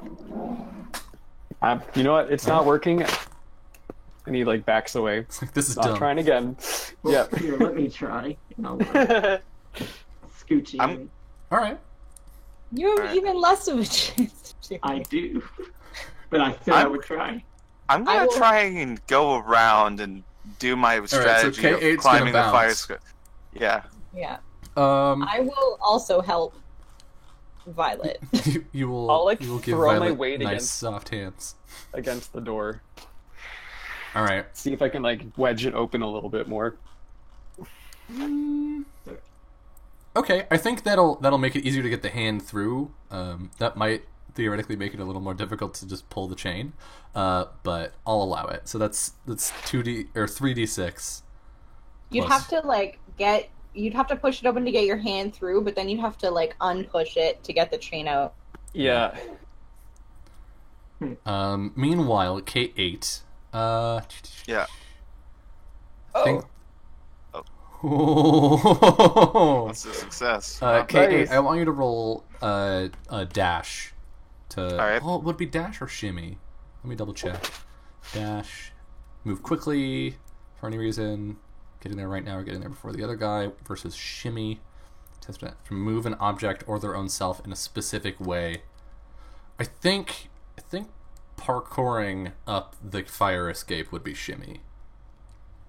Well, if it's a Okay. fire escape, it's just stairs, right? Yeah, I mean it doesn't go all the way to the ground, so it's I mean, getting it, to like- the fire escape. So it's so going to be a here's- 6.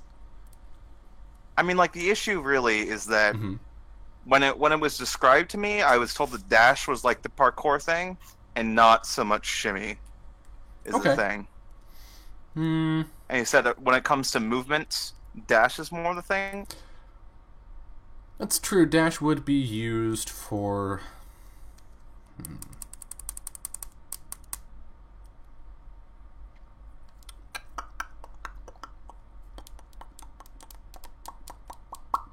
I see what you're saying there. Because I'll from allow the it wording that- of this- shimmy, it seemed, Yeah. This is a it thing seemed that I like- need to look into, but for now I'll let you use dash. All right. What's the difficulty? What's the complexity?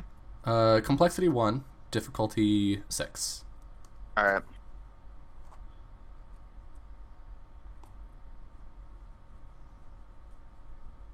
It's really hard to fuck this up. Oh, didn't do it. Didn't You fuck did it not up. fuck it up. Nice. So you get onto the fire escape and up to the 3rd floor, and you're at the window Yeah. as the front door opens. And Violet, like, pulls the chain and opens the door, and you just see K8 outside the window, which is closed and locked. Yeah. Is it locked? Damn. Yep. I'll open the window for. Aw. Yeah, it's a simple lock. It's like you could slide a credit card in there and Yeah. unlock it. So, and there's Nice to a be trying to stay. there's a small there's a cat in the apartment. That's like sort of a tan and brown with black stripes, and like a little bit of a gray face. And it's like once you walk in, it immediately runs up to the first person that walks in and starts like circling their legs. Aww. Plot twist, the and- cat is self-aware.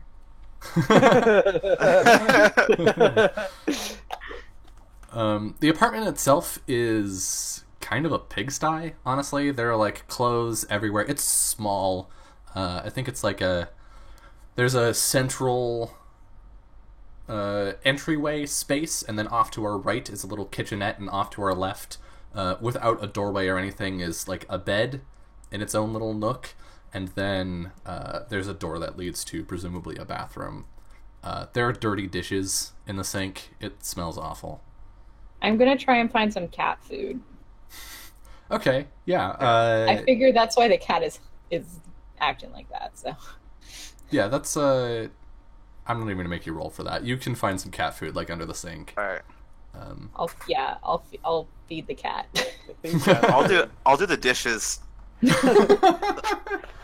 Look, I so- understand my role. I know that Jasper's going to be complaining about it if we don't get the smell out. I think Jasper's actually really taken by the cat Yeah. and picks them up. It's like, hey there, sweetheart. And he's just like, It plays the Wow, exact another same nice meow thing. sound. another nice thing, exactly. I kind of like the idea that because K8 like downloaded some of like Jasper's registry, that these are actually Jasper's thoughts. Yeah, just a little, Got it. just a little bit. Yeah. Nice. What would you like to do in this apartment while you're here? Now that you're here, what are you looking for? Well, probably look around for like, I don't know, just what's like lying around. Like, if they've got like books on the tables, or like, if they wrote something down on a piece of paper or something like that. Anything that has to do with Halsey. Okay. Or who hailed her or whatever. So, for a search, for looking around, I think looking around is a think test? Oh, wow. If only we had Stop someone and who was consider literally a something Galaxy carefully. Brain meme I know. in our party. If Kind of only. Guile, shakedown. Yeah, I think searching is think. I'm sensing the right answers on this coffee table. Oh, would you look at that? This is going to be a complexity 2. Let me just make my little timeline real quick. It's going to be a complexity 2, difficulty 9. Is anybody Think assisting? test. I think that we're all actually doing stuff that's completely not helpful. It doesn't take very long to feed a cat. Like, Yeah, that's true. I don't know. I kind of like the idea of Celia feeding a cat, K8 doing the dishes, Jasper standing with his hands clasped behind his back looking out the window at the city he will one day own, and Violet being like, I guess I'll do something. But yeah, if somebody wants to help, they can help. yeah, I'll help. I think I'm debating whether I want to keep this cat. K8 is taking the cat, by the way, in case you were wondering. Yeah, we're taking that cat. We're taking the cat home. Of course, of Right. The course. person that walks back in. Yeah. Okay, Alright. so that's 3d6. That is, yeah, If it's it's 3D, 2 3d6. and 1 helping out. Cool. That's a pass. Yeah. Alright. And then second roll? Alright. And that was difficulty 9, right? Yes. Okay, so you I passed couldn't both, have the second one. I and couldn't have done either one. you are looking around and you find a calling card. And it's like in a stack of stuff with next to a pair of car keys. And it's like in a stack of receipts, maybe.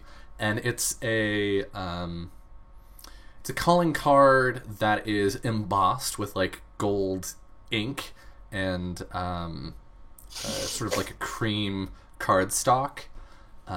And it says the GM needs to check his notes.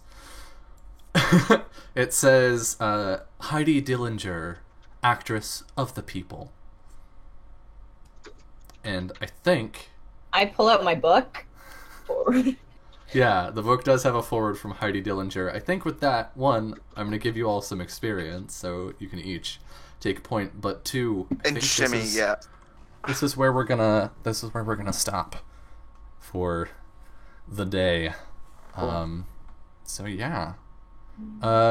Let's do some shout outs. Let's say who we are, where people can find us. And yeah, so starting with you, Chris, who are you and where can people find you? I know the answer to this one. Who I am, none of you will ever know. I hide in the dark recesses of the internet. Sometimes if you say my name out loud, I'll manifest in your RPG shows. It's true. Also, if you're looking for memes, Chris is the person to talk to. I think the first half of the memes channel on Discord is posts from Chris. I was like, wow, this is sad. I need to dump something in here. I just grabbed a trash can at the desk and just. All right, and All right. Lauren. Okay. Hi, I'm Lauren. You can find me all sorts of places. Sorry. Okay. I'm gonna do this. I have my list up. You can find me at JL_NiceGirl on Twitter. you can find me tomorrow on twitch.tv/battleheels, where Team Battleheels will be playing some Magical Fury, the Magical Girl RPG, and it will be a good time. Cool. On Monday, you can find me at twitch.tv/off, where I play in Tales from Thersha, which is D&D 5e. I think that's it for this week. And on Tuesday, I lied.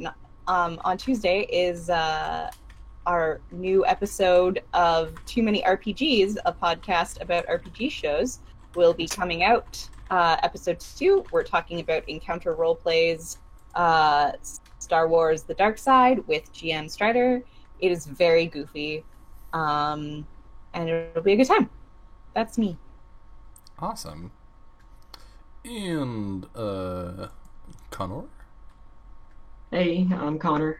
You can find me on Twitter at CyberWolf1201, where I mostly just tweet about critical stuff. You can also find me here on Twitch, I think over the next 2 months on this channel at this time, because, yeah, I don't do a lot of RPG stuff myself, but you can find me on my channel, twitch.tv/CyberWolf1201, where I play video games badly, and talk about the lore, because that's pretty fun. Awesome. Yeah, that's it. And last but certainly not least, Joel. Hi, I'm Joel, or Jolie. Jolie Olio on Twitter. On Monday, I will be on Fable Tales, which is a Twitch channel here, playing Dungeon World with GM Nox Noctua, and Dylan is also on that show, and a few other really cool people. The following Monday, we're playing Fate of the Woods, which is a hack of Fate Core that I've come up with, and it's set in like a fairy tale, like intrigue-y, very character drama heavy story that has been super fun, and that's 5:30 on Monday. Not this Monday, but the following one. The channel is twitch.tv/penpaperpals, and yeah, then I'm here every other Saturday playing Becoming for the next little bit. Yay! Yeah. All right, and I am Dylan, and the Discord command doesn't work, but there is a Discord server that you can come hang out on if you want to ask questions about the game or the show or any of that. This is my channel. I run nerdy shit here. This show in particular will be back in 2 weeks, again at noon Pacific. Also on Tuesday of this week at 5 Pacific, I will be running our Tomb of Annihilation Adventurers League game, The League Tomb of Annihilation, which is going okay. They just got through their first sort of like dungeon type thing, so they got actual loot from listed locations on a map, which was pretty cool. Ooh, they've been doing a lot of exploring, which is good. I think they just hit level 4. So yeah. Is my sweet dinosaur son still with them? I'm behind. He was very close to not being with them. Yeah, he almost. They were climbing Firefinger, or they were climbing down from Firefinger, and he may have been blown off the side by the wind, and might have been a problem, but they managed to pull him back off. I did decide to just roll the fall damage to see how much damage he would have taken, and he would have survived with 2 HP. Oh my god. Yeah, so... But yeah, no, Dragonbait is okay. Dragonbait is a fucking badass. He's the best, and I love him. He's great. Anyway, so that's the thing. That's been a lot of fun. Most of the VODs for that are up on YouTube now. The rest of them should still be in the videos tab up at the top there. And... yeah, if you want to check out the game that we're playing, the alpha document that we are working from is here, linked in chat. It is rough. There are 2 new rules that have been added that aren't in the document that we're playing with now. But if you want to take a look at it, tinker with it, see if maybe you can have some fun with it with your group, I would absolutely love it if you would do that and let me know how it goes. Because this is the very first playtest, basically, for Becoming, and I am excited to excited to make it a better game. So yeah, But I think that's all the shoutouts I got for tonight. You can find my links on all the places. But most importantly, thank you so much for watching, and have a wonderful rest of your day.